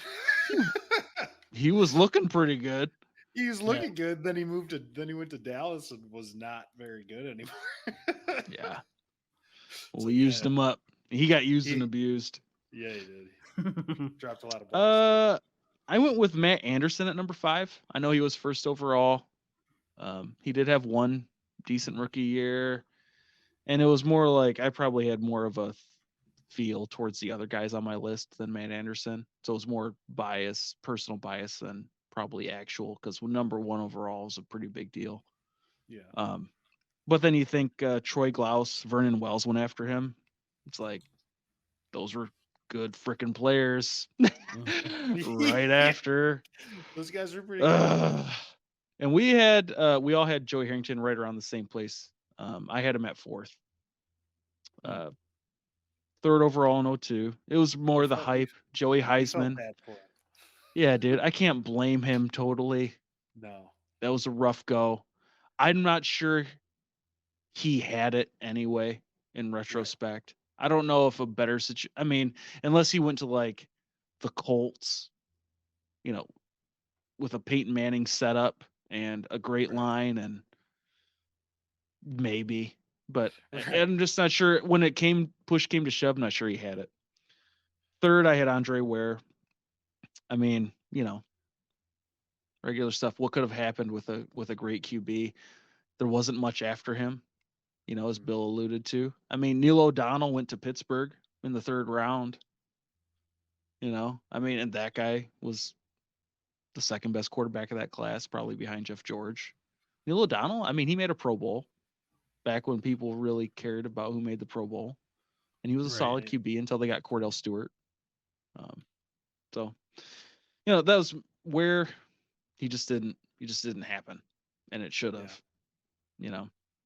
Number 2, I had Charles Rogers, and I think that's probably personal as much as anything. Loved the crap out of Charles Rogers. Watched all his games at Michigan State. Thought he was it. He got to the NFL, like Dean said, 2 big TDs in that first game. I remember one being a diving catch, and I was just like, oh yeah, like it happened. Like this is, and then Spartan dog, baby. We're like, yes, let's ride. And that's country. Yeah. Let's ride. Let's ride. Number 1, I had Darko. And I hear where you guys are at. Number 2 overall, Mello Wade Bosch directly after him. I'm not saying Mello was the guy. And honestly, in retrospect, Bosch was probably the right pick at number 2. Positionally, attitude-wise, I think he probably would have fit right in with that team. And that probably could have kept the run going for another couple years. I think. I mean, they missed hard. To the right team. Toronto.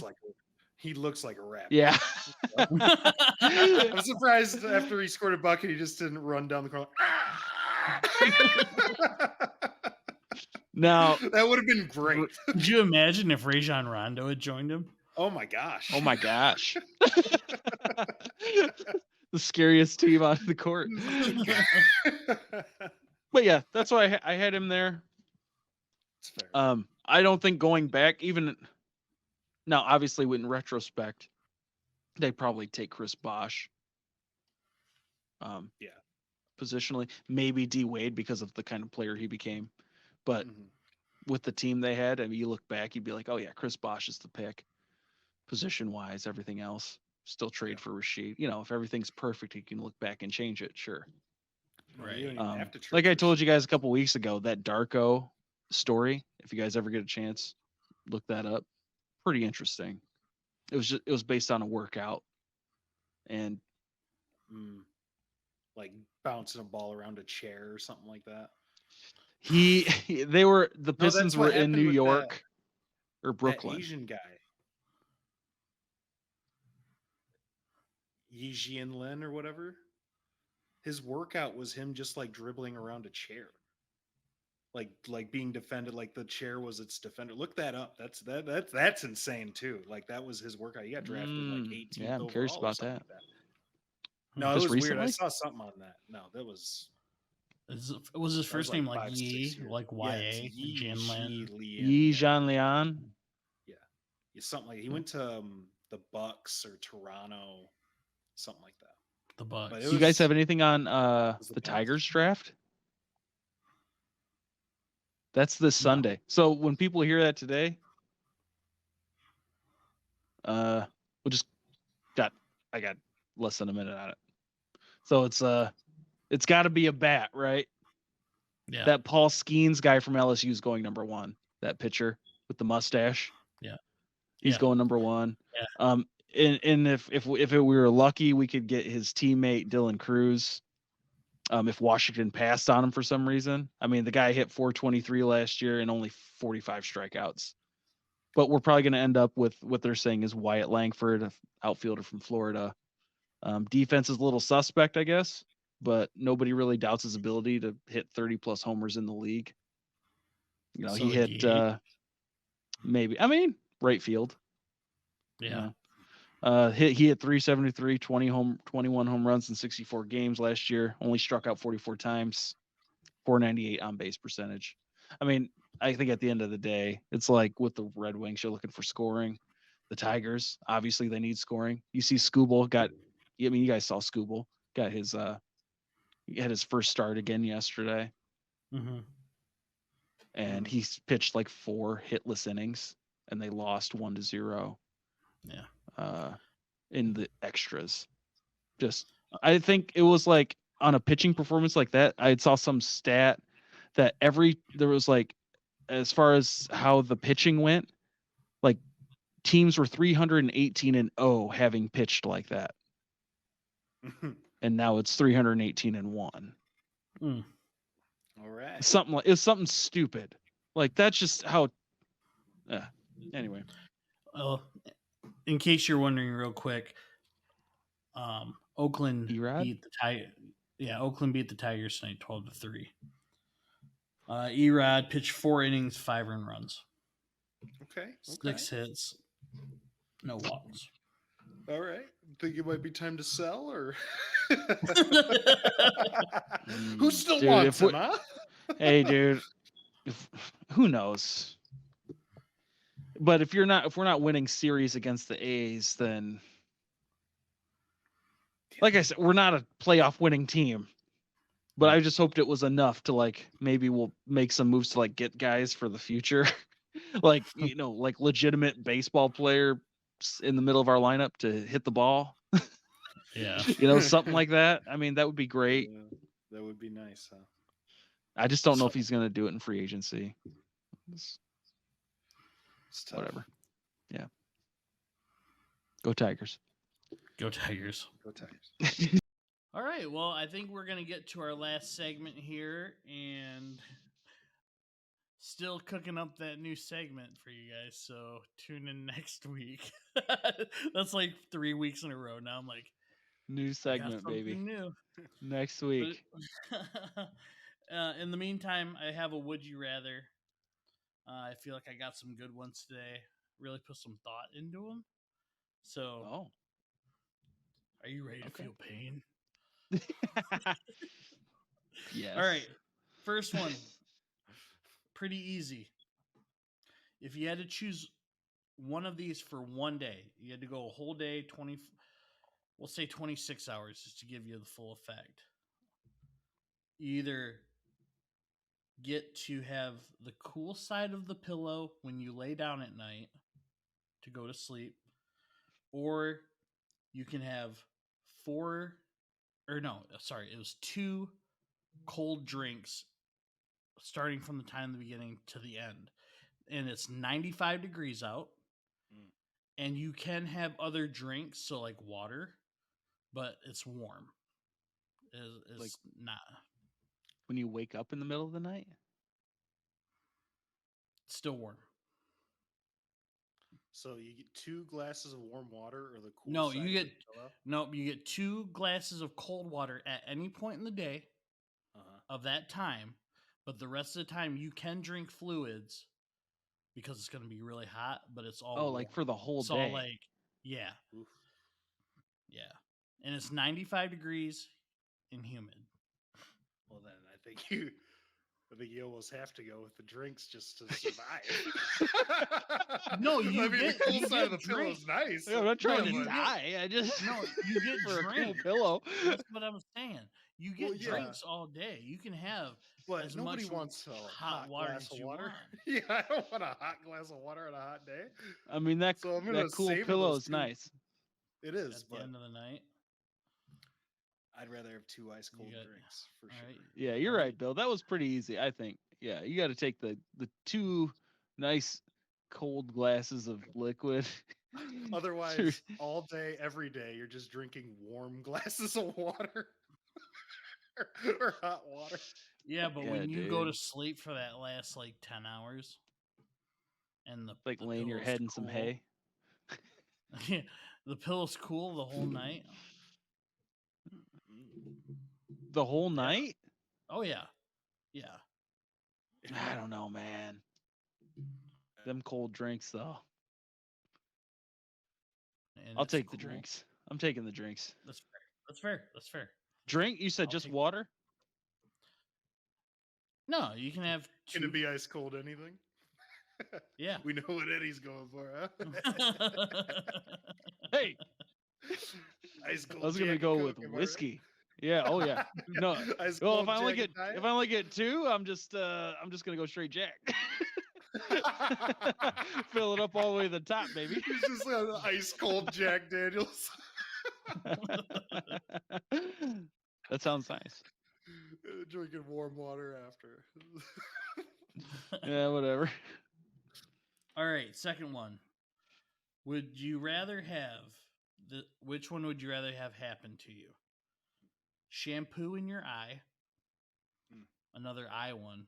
But you know how it like stings or Been there, yeah. or sorry, that was in both your eyes, not just one eye. Both your eyes. Or hydrogen peroxide on 5 paper cuts. Ooh. I'll take the Man. peroxide. Oh man, I would too Yeah. though. Yeah. I love the pain.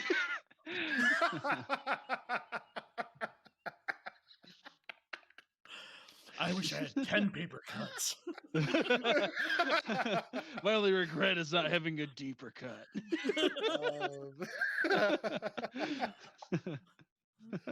I guess the paper. I don't know. Shampoo in the eye is not the worst. You can just wipe. No, it it's off. not, but neither really is a It does suck. Yeah, I mean the peroxide doesn't hurt either. Really. I don't know. I'd conditioned myself when I was younger. Like I know this is good for me. Yeah. Right. Like I know, like it's fighting the yeah. the bad Oh, germs. The Yeah. fizz was always kind of was cool too. Yeah, I guess. Just give me the hydrogen peroxide. I have bad Okay. memories of that. All right. Next one. Flipped Jeez. over my bike handles one time, man. My whole Oof. arm was just scraped up. Oh, You- nah. Oof. I was in this one I was gonna say golf ball, but I'm gonna say take a golf swing to the shin. So Oh. golf clubs So break Or- your shit. or a Tyson body punch. Like a 7-iron to the shin. Like who's swinging? Yeah, the or club? an iron mic. Do you know the punch is coming? Yeah, you know both of them. Both of You them know that. both are coming. Oh, then I'll take the Yeah. punch. Yeah. Yeah. Yeah. Yeah. Because at least I'll tighten up these abs real quick. Yeah, And but brace he's probably myself not for that punch. He's probably not punching you here. He's probably punching your liver. Oh, like the liver. Oh, like this Ah, side punch. my God. Yeah, Mike. Yeah, he might break your rib Yeah, cage Mike. with one body shot. Yeah, Yeah. that's what I'm You're saying. not wrong. Yeah, he might. Break Yeah, your but you rib might. cage. You're probably almost don't- certainly a 7-iron to the shin is probably gonna break that bad boy. Who's swinging the club? Is Tiger Woods swinging the club? Like prime Tiger Woods? Is he swinging the club? 'Cause yeah, he's going to that's- get yeah, direct that's fair. contact. That's fair. Yeah, because it'd be Mike Tyson punching you. Right. Yeah. Because if it's Prime my buddy, Tyson. I might take a chance. Prime Tyson. yeah. Okay, Prime Prime Tyson liver punch. Prime Tiger slash probably iron to the oh, shin. Oh, dude. No, dude, it's the I'm punch. taking the liver It's the punch. I'm punch. taking the liver Yeah. punch. Yeah. Mm. He's gonna shatter my shit. Dude, I mean, just matter of torque and velocity. Yeah. The accuracy too. He's gonna hit you on the shit. I mean, that Tyson thing he's gonna hit it. That Tyson thing's probably gonna ruin a month for you, but the that's good. You might have the shin. That's a lifetime situation. You're talking about. Especially depending on what club he uses too. Anytime you see a club swinging, you're just hitting the deck. Does it change? Does it change if you get a Tyson right hook to the face? Oh, no. No, and you would want to go uppercut anyway. That's the one that put people to sleep. Oh yeah. Yeah. I didn't want to go that bad. Well, we're already taking a shin breaking. What do you mean? Well, I mean, I'll take getting knocked out over snapping a bone. If Tyson knocks you out, he brings you in to get a Batista belly tattoo. Yeah, you got to add something else into that. Yeah, I'm still taking that. I'm still taking that too. Yeah. Yeah, dude, an iron club smashing your shin. Yeah, dude, that's breaking. Driver straight to the shin. I'd rather take a driver than an iron. Than an iron, yeah. Yeah. Oh yeah. Yeah. With the flex he could get on that. Wonder what the shin speed is off the club. Yeah. Drills look at it fly. My leg. Yeah, look at his leg fly. That came off the club at 120. That's insane. All right. Oh, dude. Next one. You have to eat one of these. You either have to eat 20 worms.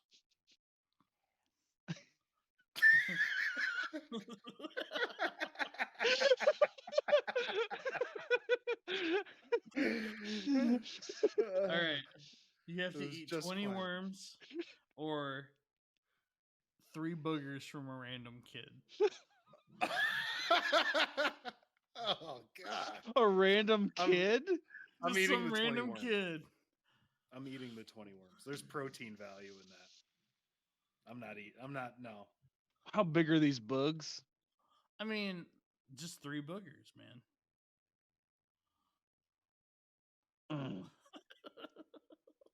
When I think of boogers, I don't mean like the snot. Like we're talking like three crispy bugs. 3 crispy. Three crispy. Can I get 3 crispy bees? You guys want any fries? 3 crispy bees. Take a side of rings. Ball of earwax. Now, no, wait. This makes a difference to me. We got to chew. We got to chew these worms. We got to chew these boogers. Yes. Is it one at a time with the worm? like you can't just go and flick it down your throat. You can't do that. Could you flick a book, dude? I would puke instantly. As soon as the booger hit the back of my throat, I would freaking puke. Dude, I don't have a good gag reflex as it is, but if I flicked a booger back, instantly I'd puke. And you know control. You like gagging doesn't like get the booger out either. It's just stuck there. Yeah, dude. Oh yeah.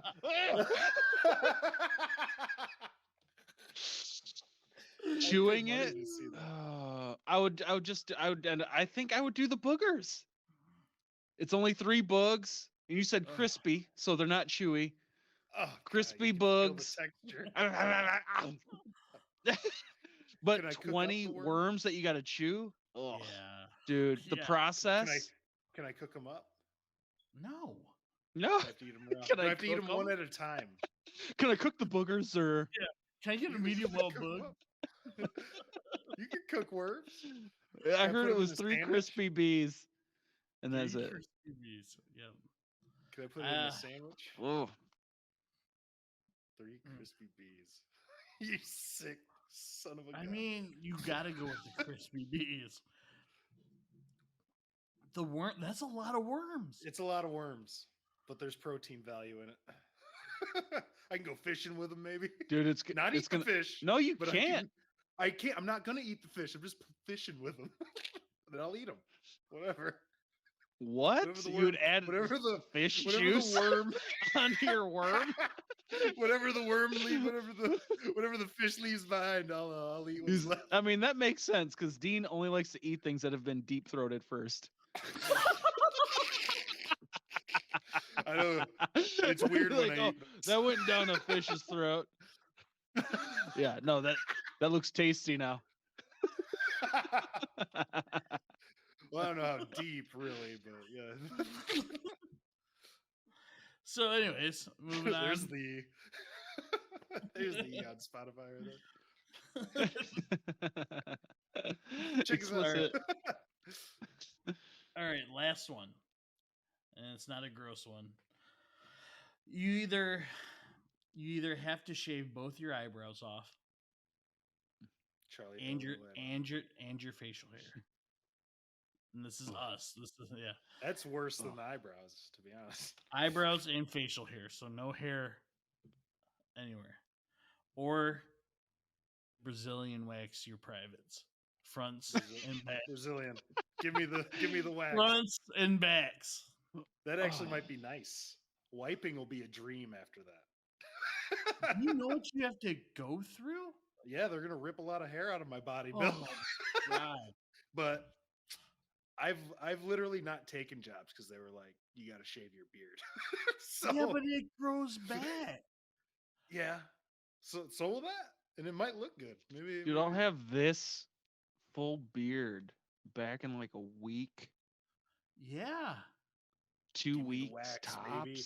Hook a brother up. Oh, dude. Give her a shot.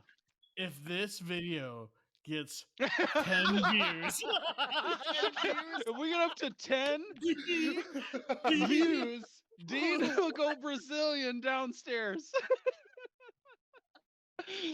Fronts and 10 backs. views, man.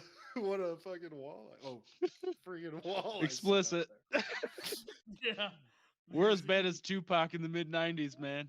What we're talking about is we found out we had an episode that was rated explicit on Spotify. So apparently we've got explicit material. All right, now time for the Is there any bet that we could do that would include a Brazilian wax? Yeah, a Brazilian? What would are you happen? just talking strictly to me? Yes. No, what could we put on the line? I don't want that. Dude, that is like a nightmare. Yeah, no thank you. I mean, I would rather shave my eyebrows and shave off my beard.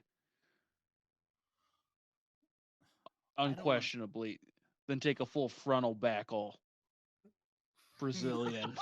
Scream fest. Think of the wiping. It's gonna it's gonna hurt. I said think of the wiping. What do we gotta do? What do we have to do? What do we have to do? Oh, there's nothing you can do. I'm not gonna do that. But I'm not gonna shave off my dude. I just saw a guy. I mean, this would have been 14 years ago ish. Who was like he got a wax kit and he was gonna wax his chest and gut. And I'm like, yeah, dude. He lived in an apartment above me, a long time ago. And I was like, dude, I got to be there for that because that's good. That's gonna be, I just want to see it go down. There's only a few times I've laughed that hard, man. And that was just his chest. And he only did it was like a Steve Carell situation. Like he did 3 strips and he just couldn't do it anymore. So I imagine that downstairs. Yeah. There's no way. No way. I'd feel bad for the person that has to do it for me because obviously I'm not going to do it to myself. Oh, for to sure. see it happen, bend over. I would do it. I would do it. I would pay for. I mean, it would stink. To get it professionally done, as long as I was in there. Not seeing. I'll be on the other end of the towel. Bill's behind me. Well, they're like, all right, bend over and spread them. If it's the only way that it could happen, I would do it 100%. I don't because it would just be too good of an opportunity to pass on, and it would be too funny. I think you'd just be crying, laughing the whole time. Oh, for sure. Yeah. Even if you had to do hilarious it. For you guys. I mean, you'd have to, obviously, like we said, you'd have to clothespin your nose, but I can still do it. Just the stench that, originates from Dean's downstairs. I can only imagine. Don't wipe well. Think of the wiping, Dean. I'm more worried about the front than the back. Good call. It's a good call. What about just your thighs? Is there anything that could put on that? Just the backside? Yeah. Is that what you said? You kind of. Yeah. I don't know. That would be more realistic, though. I wouldn't do that. Would be realistic and almost equally funny. Equally painful and funny for you guys, for sure. Yes. Not as funny, as funny for me. For sure. It's still not funny for me. And then I'm gonna look like a weirdo with my ass waxed. Nobody's gonna know that your back of your thighs are. I'm gonna know because you know how long it's gonna be bare. You know how long it's gonna be bare. It's just gonna be a friggin' just a smooth butt and hairy front thighs. No, I'm just talking about your thighs. We'll just talk just my thighs. Just the thighs. So I'm hairy from calf to knee, and then no hair from knee to crotch, and then I'm hairy again. Awesome. I'm really not. No, it's not awesome. But think about, people would appreciate the content.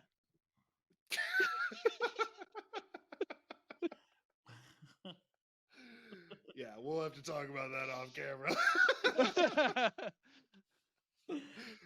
Wow. So what do you think? 1,000 views. 1,000 views for your thighs? Jeez. Combined. You mean combined between TikTok, Twitter, no, Facebook, YouTube? Nope. I know what you're trying to do here. You can't take one. I could get you 1,000 TikTok views. And then be like, 1,000. No, none of that. What does that have to be on? The normal stuff. YouTube. You could count the Spotify too. What? Oh, no, not TikTok. No. Unless it's a whole episode. If you can squeeze a whole episode into one TikTok, then sure. That's a long TikTok right there. It has to be the full. I think 10 minutes is the limit, I think, too. Yeah. Oh, yeah, I know. Well, Can't be clips. It's got to be full segments. We can use this segment. It's got to be the full cast. Full cast. What do you mean? We can use the segment, and then they have to come to YouTube. Full cast. Yeah, if they can come to YouTube off that, sure. 1,000 views. If they make it from TikTok to YouTube, okay, then sure. That's 1,000, so 2,000, no, 5,000 views. No. 5,000. You just his butt with it. 5,000. I'll do the back. Okay. I don't have a lot of hair on my back though. All right. I'll do just the entire back side of my body. At 5,000, just from the top of your head down. I can't do that. I got a job. I can't do that. Just a full back, hairless, top down. No, the best part is I wouldn't have to shave my beard off still. It'd still be on the front side. Just wear a hat. All right. Just wear a hat. So for you to get the back of your thighs waxed, it's 1,000 views on YouTube. And if it's 5,000 views, you'll get your back and the back of your legs. All the way down, just the back side. 5,000 views. 5,000 views on our podcast on YouTube. That is a lot. That's a lot. For us, that's a ton. That's a monumental hit. 1,000's a monumental thing right at this point. Okay. It should be more realistic. Let's put it down to 10,000 views. 10,000 views. You get the Brazilian in the from the top of his head down. If this gets a million, I'll wax the entire thing, baby. Oh, can you imagine? He said This 1 one. million views. He waxes his whole body. This one video. I'll wax the whole thing. For a mil? Think about the subscribers. But then people are going to be like, oh, what's wrong with that? With your other brother? Why is he completely hairless? Something wrong with it? Is he like powder or whatever? Yeah. Oh, yeah. Okay. We got.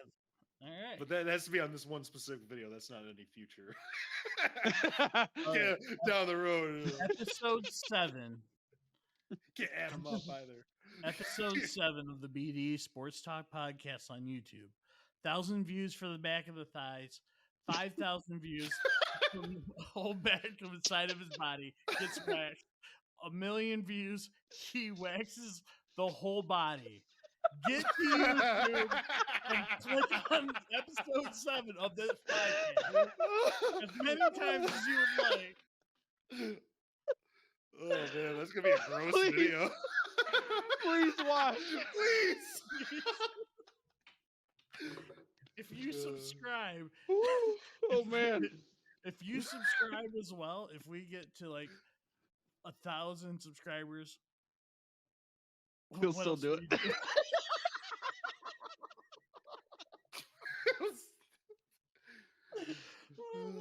Oh. 1,000 views. If it's 1,000 subscribers, I think it should be all of us that do something. Do what? Yeah, The sure. I'll figure subscribers something is out. all of us. Yeah. Subscribers is all of us, but I'll shave my shoulder. There. Good. Nailed it. no, we all get a Mike Tyson face tattoo or something. Commemorate it. Oh, For man. Let's make it real 1,000 subscribers? for all of us. Yeah. Worth it. Content, baby. Face tattoo. No, we should do like Jeez. if we hit like 500 subscribers, we should do like some sort of thing. Not it doesn't necessarily have Okay. to be like a thing for us, but like you How know what about if we get to 500, we'll let them come up with options. I mean? Yeah. Yeah. Cool. All right. We'll see if that happens. All right. Sounds good. So, with that said, we are way over on time. So, again, thank you if you've watched this far. Thank you for going to YouTube and watching episode 7. Come on. Let's go. 1 million views. mistake. 1 million views. 1 million. Oh man, I'll look weird. Head to toe. Head to toe. Oh, Head man, to toe like, wax, dude. Neck to toe. That's fair. Dude, That's his still a lot. I have a lot of hair on my legs. You guys, Dude, know but how much that's a hair I ton have of on my views. 1 legs. million? Yeah. And Come I'll- on, man. That's worth head to toe. And I'll stick a baby. There's kick. no way. There's no way. Okay, there's no way we get there. no, But- but I mean, or wax from neck down in an Eddie Sleeper haircut. Like that. Oh, yeah, classic. I'll do old school Classic. haircut for you. Yeah. Yeah. Oh Alright. man, that was horrible. all right, we'll do that. That works. Then you don't have to lose all your hair. Yeah, I'd like to keep some. Wax I'll leave neck you some. down. What if I like it though? What if I'm like, I'm just gonna do this regularly now? I mean, that'd be amazing for you. That would Yeah. be awesome. Like, feel Yeah. my back. It's so smooth. He's getting waxed downstairs and he makes no noise at all. Just, I think I could get used to this. That wouldn't be worth the views. You know how disappointed those people would be. Everybody's like, oh, it's kind of gross now that we're watching it. It's just a disturbing 45-minute video. You're We like, just go, this. Now that's explicit. So, all right. Well, thank you again. And if you can, subscribe to the channel, like this video if you like today, and send us your comments. And we appreciate it. And we will see you next week. Sports Talk.